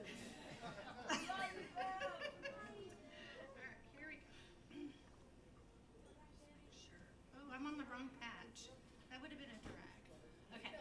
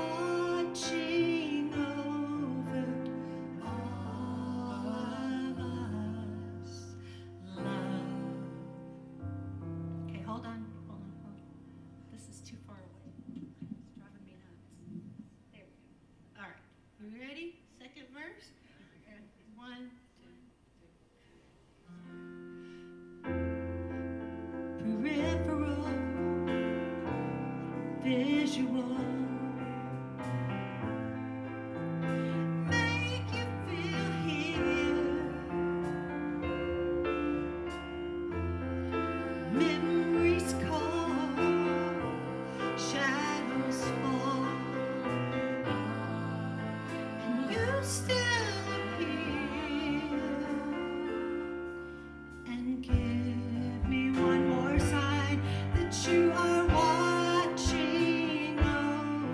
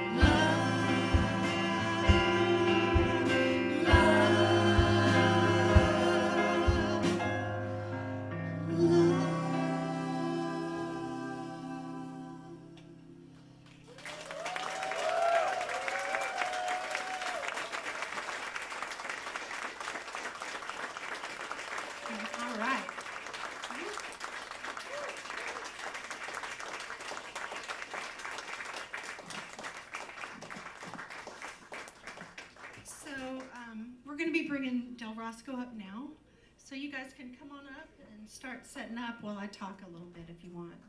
Robert, you ready? Mind your way.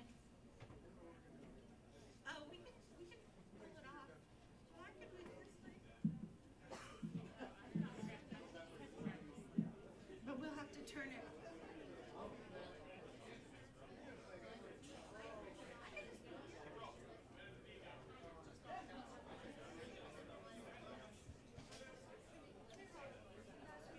So, about the last year and a half, Paul was playing with Del Rosco. Robert Lee and Tim Lee put this group together along with Yana L. and Matt McKinney. He loved these people. He loved playing with these people and making music.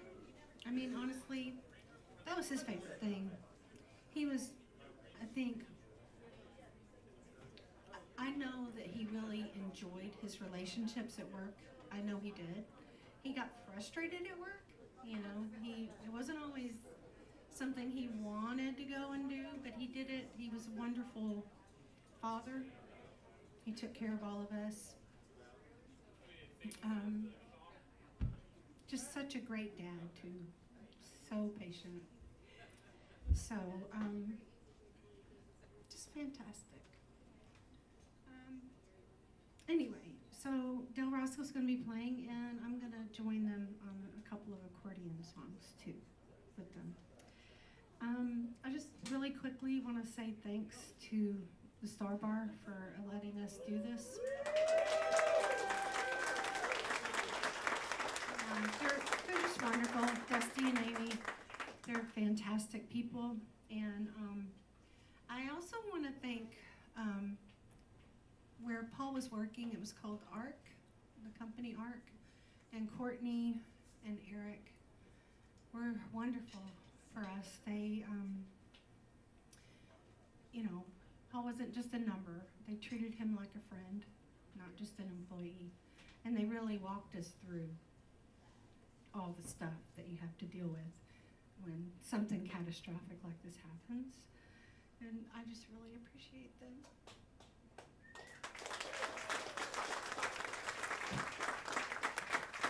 And all of you guys, thank you so much for being here today. We might have to have people to help take home some barbecue, I think, maybe. But if you're still hungry, you know, get some.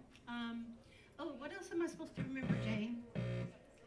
The pins. Oh, you know what's weird? I wrote that Cardinal song, right? And then my friend in California sends me a package, and it's all those Cardinal pins to like give to people. And it was just like the weirdest thing. I just got that 2 days ago. I know. So if you haven't gotten one yet, please do. And if you haven't signed the book, please sign the book, because it helps me to keep track of people and get your contact information and all that. And I guess the last thing really, I contacted the Cholangiocarcinoma Foundation. That particular cancer, it's called an orphan cancer because it's pretty rare, and it's so aggressive, and because not that many people get it, it's not as well studied. And so a lot of cancers that originate in the abdomen, and this includes ovarian cancer, prostate cancer, colon cancer, pancreatic. But these things often aren't found until they're already stage 4. And so they're doing a lot of research. They're trying to find ways to detect things a little earlier and, you know, of course, treatment, but they're doing good work. So they set up a page in Paul's name. So, you know, maybe, if not today, maybe down the line, if you're donating to something at Christmas, you can look it up or something. But anyway, I just wanted to do that. I don't know. You try to find meaning, even though it doesn't make any sense. So, I'm sorry I keep crying. Anyway, I really appreciate you all, and we're going to end it on a good note with a bunch of Del Rosco songs, okay? Thank you for being here.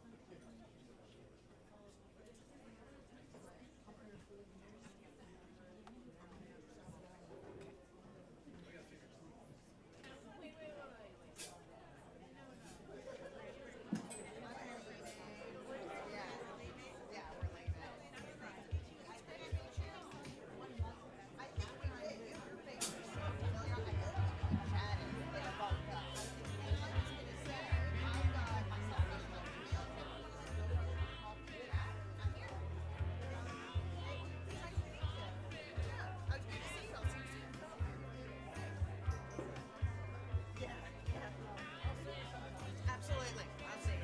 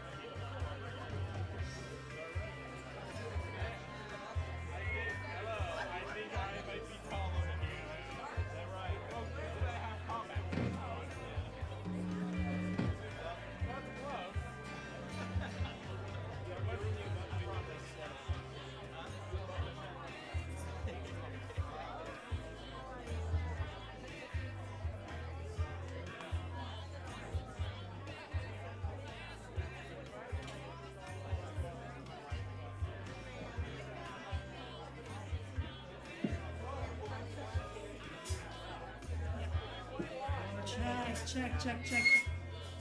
Check. Woo. Hello.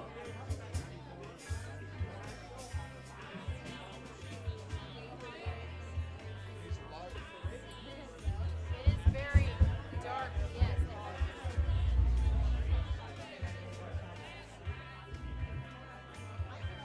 Thank you very much.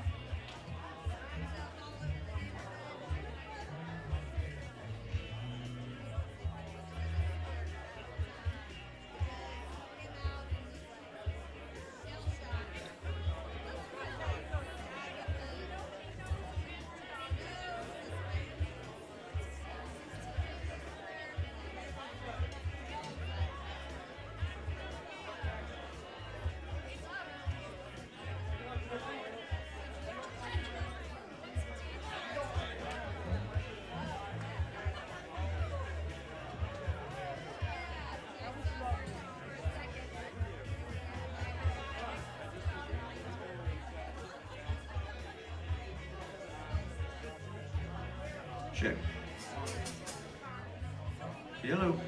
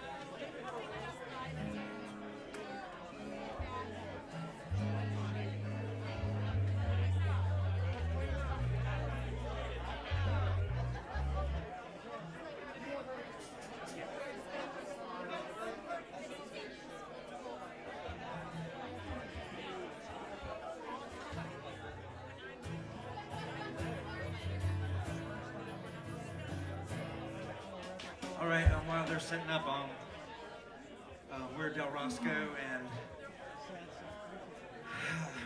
I've known Paul for many years. Probably met him in the '90s, right, with the Souks, and then I always respected him. I didn't know him that well, but then years passed, and then a few years ago, we reconnected because he could fix any guitar, any instrument. So he's fixed almost all these guitars here tonight at some point, just for them. But, anyway, we didn't know he played bass, so we're like, he knew that we were looking for a bass player, and so he was trying to help us out, you know, and then he's like, he told my brother, well, can I try out? So I'm like, so anyway, Paul came to practice. We already liked him, just a good guy, right? And he came and played for us. Then after, he's like, did I pass the audition? You know? And I said, you passed the audition at birth. Cause you're a great guy, right?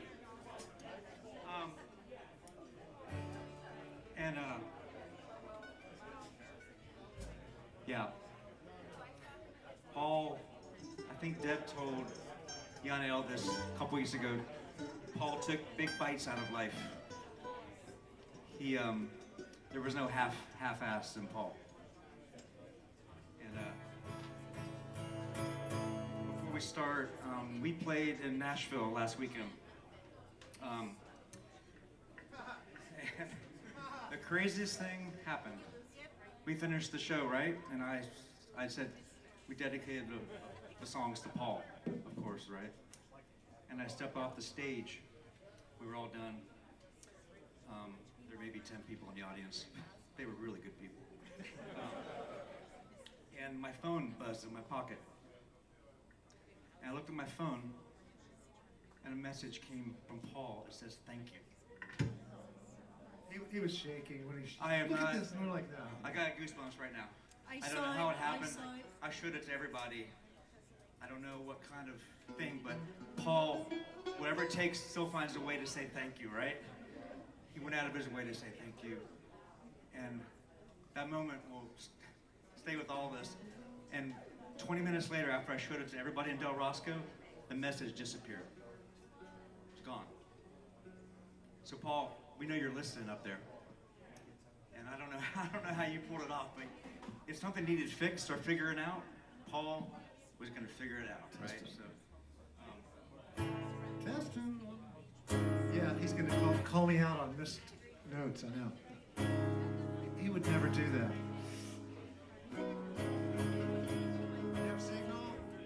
yeah, we have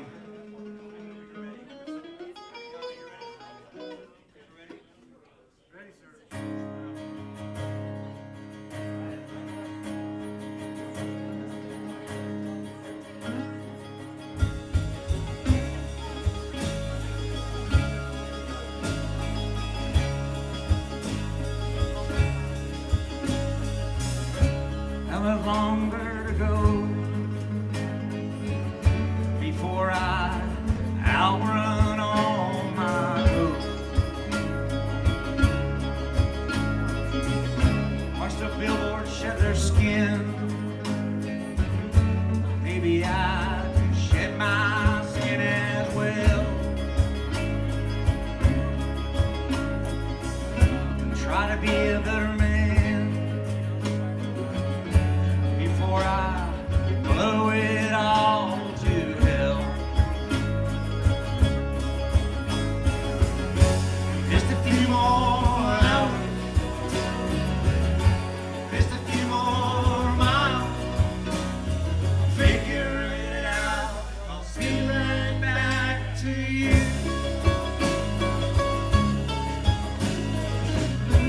Don't know where I'm going. Then again, I don't know where I've been. Wish I had the courage to stick around and love the place I'm in. Just a few more hours, just a few more miles. Figure it out. I'll be right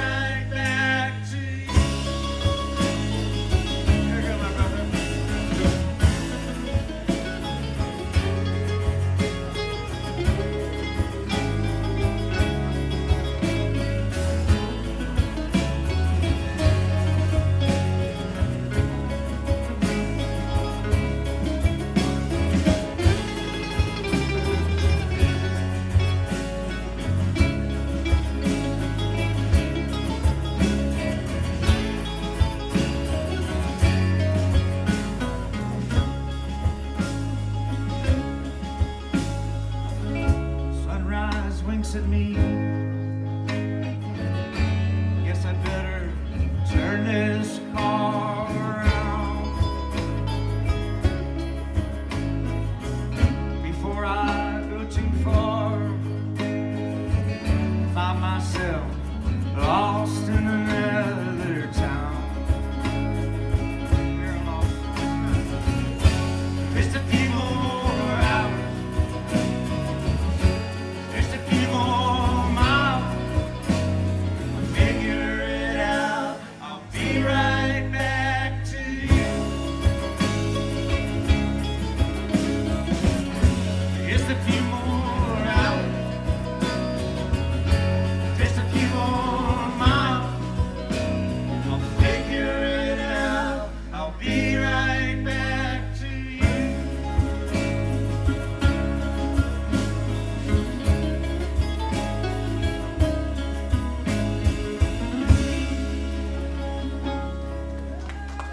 Thank you very much. I'm gonna call Miss Deb up on stage right now to play this song called Black Hats. And yeah. I have a lot of accordion puns, but you know.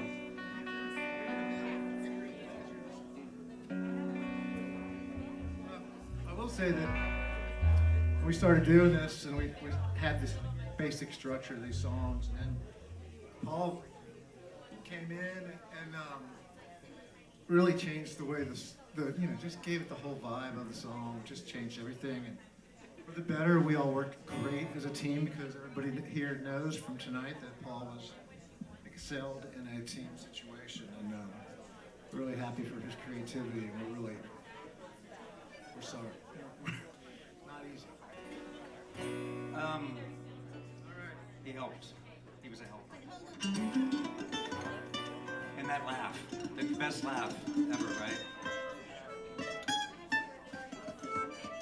Okay, this one's called Black Hats.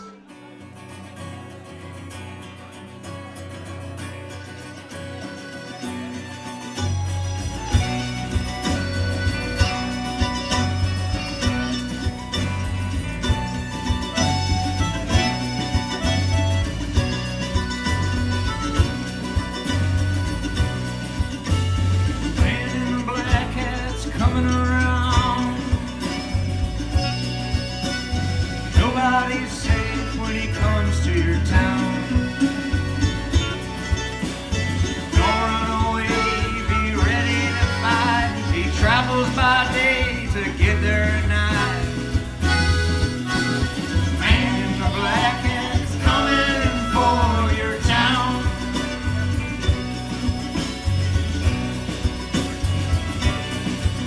His bony white fingers pointing at you, telling his story that everyone's doomed. Don't look away, you stare him right down. You dig your boot heel deep in the ground. Yeah. Man in the black hat's coming for your town. Here we go, ladies.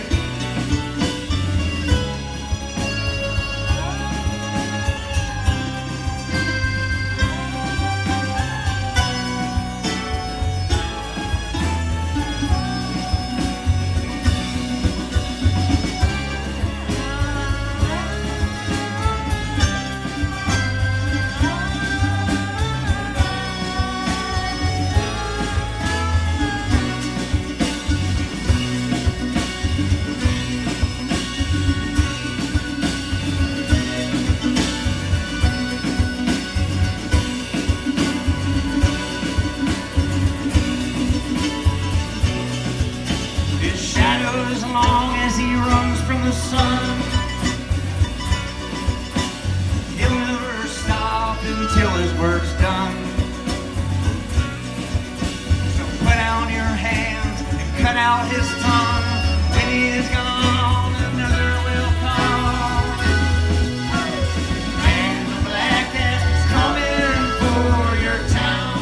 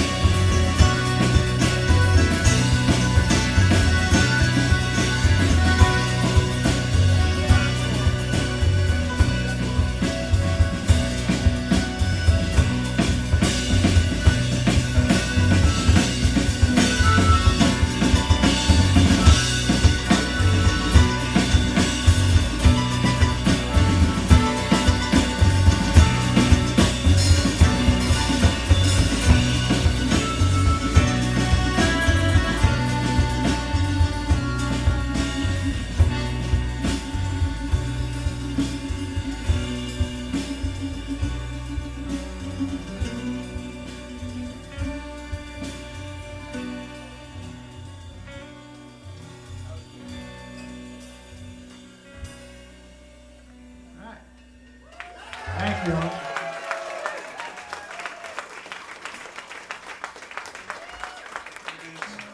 Yadel Cornez on vocals.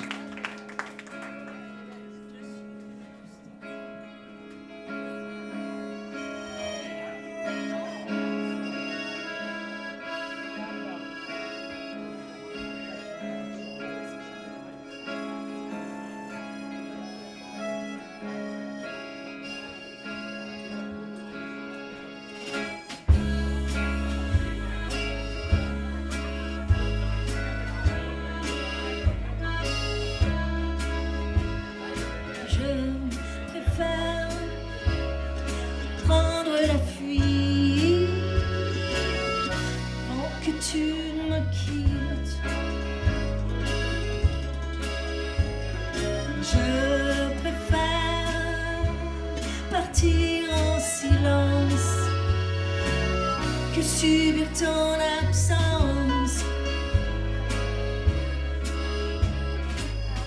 dans le désert rouge, rouge désert, dans le désert rouge, rouge désert.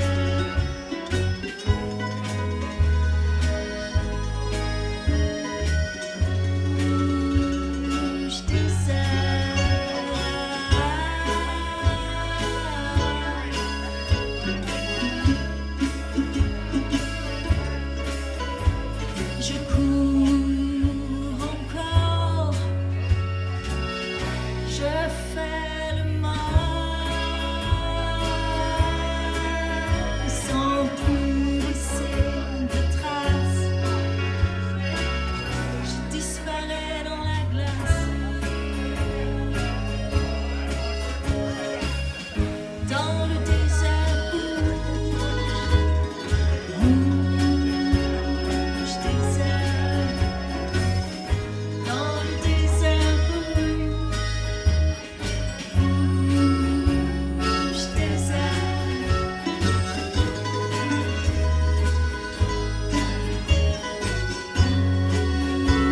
Rouge désert.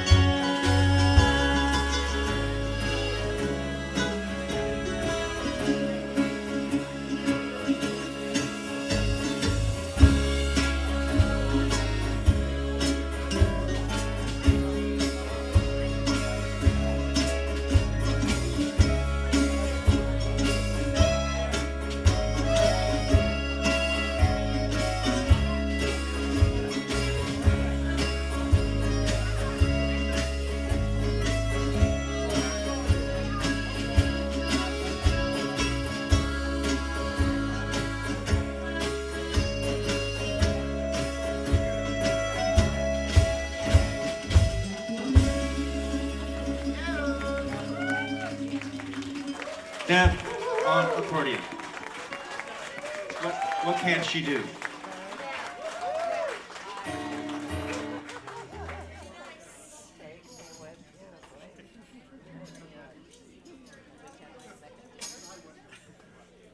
So just one more to go then.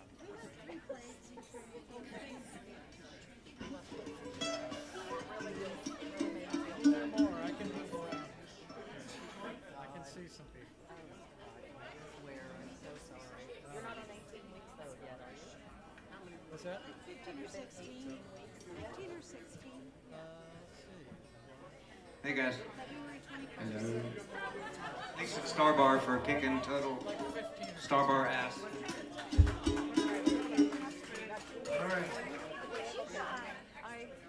This next one is called Train Train.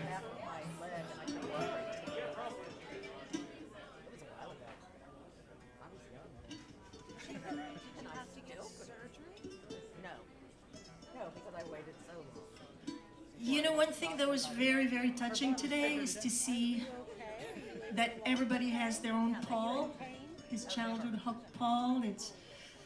It's father Paul, it's husband Paul, it's someone you worked with for years, and for us it was our own Paul that we miss very much. And just to hear his voice today, I think was a great idea. Those recordings were very, very touching. So we miss him a lot. As much as, you know. Also, Paul could tell a good story, right? He did. I can't repeat much of them here, but there's some good ones.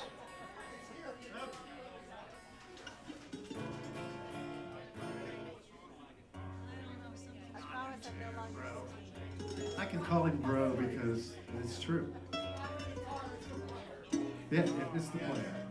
How many more do we have, Steve? Okay. Two Because songs. that's a bad, answer. One song, two songs?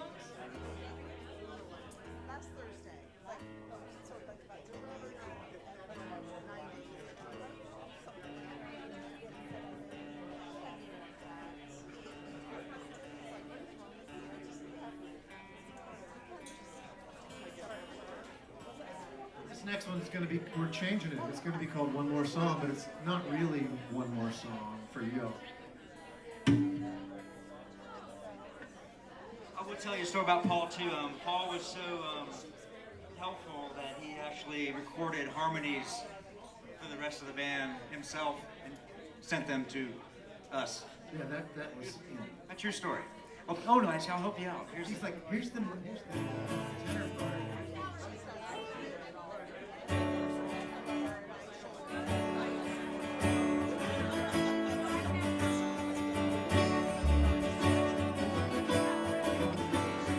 Alright, you got me busted, I'm dead in my tracks. There ain't no turning back. There ain't no escaping the sense in debating these facts. There ain't no turning back. Don't be in no hurry. Don't turn those lights on. Just give me some time. Play you one more song. Play you one more song. There's no breaking free. You are what you see in that mirror. Map of your years. Go behind you. Nothing you can do about that. Just love where you're at. Don't be in no hurry. Don't turn those lights on. Just give me some time. Play you one more song. Play you one more song.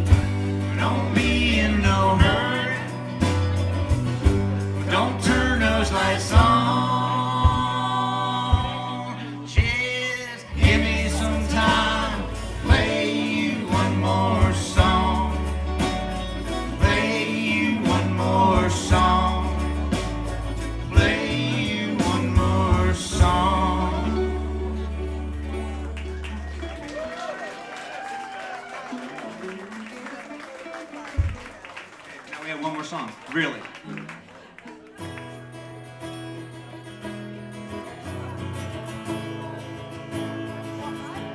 That's a special for Paul.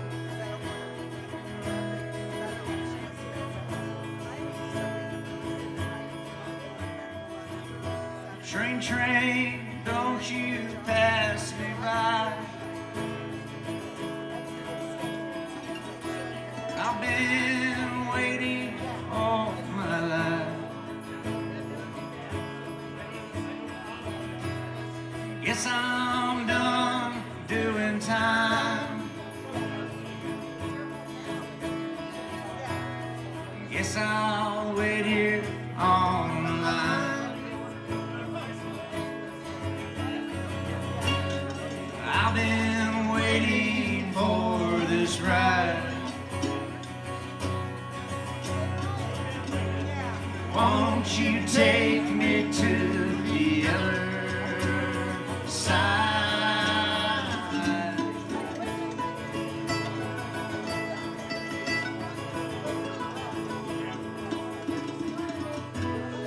When I hear your whistle blow, don't know what direction I will go. I got no bags to take with me.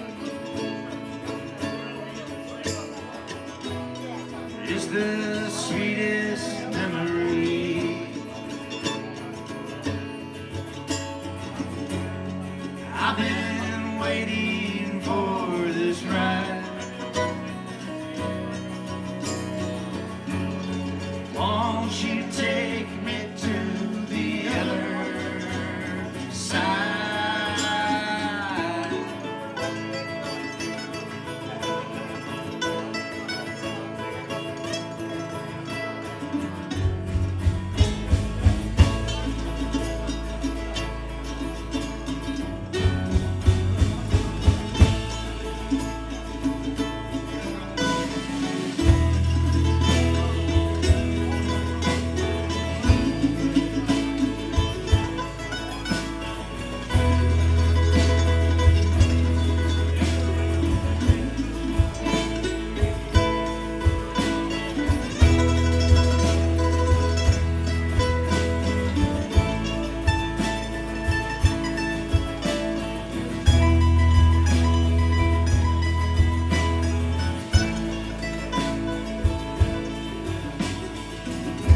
I see your bright lights through the trees.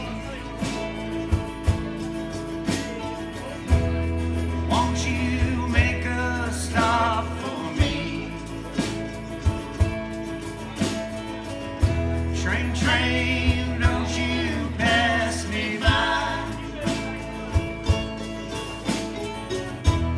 I've been waiting all my life. I've been waiting for this ride. Won't you take me to the other side?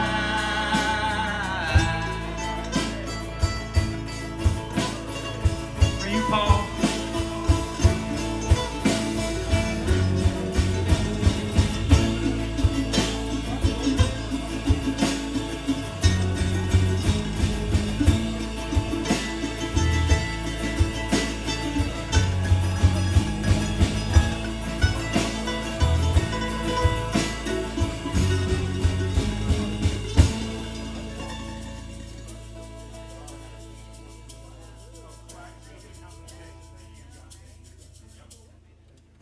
Thank you. Thank you, Starbucks. Thank you, guys. Thank you for all the wonderful music tonight. As you know, Paul's favorite thing in the world was music. After Deb, then it was, and his kids, then music was close third or fourth. But anyway, thank you very much. And he's listening. He's listening.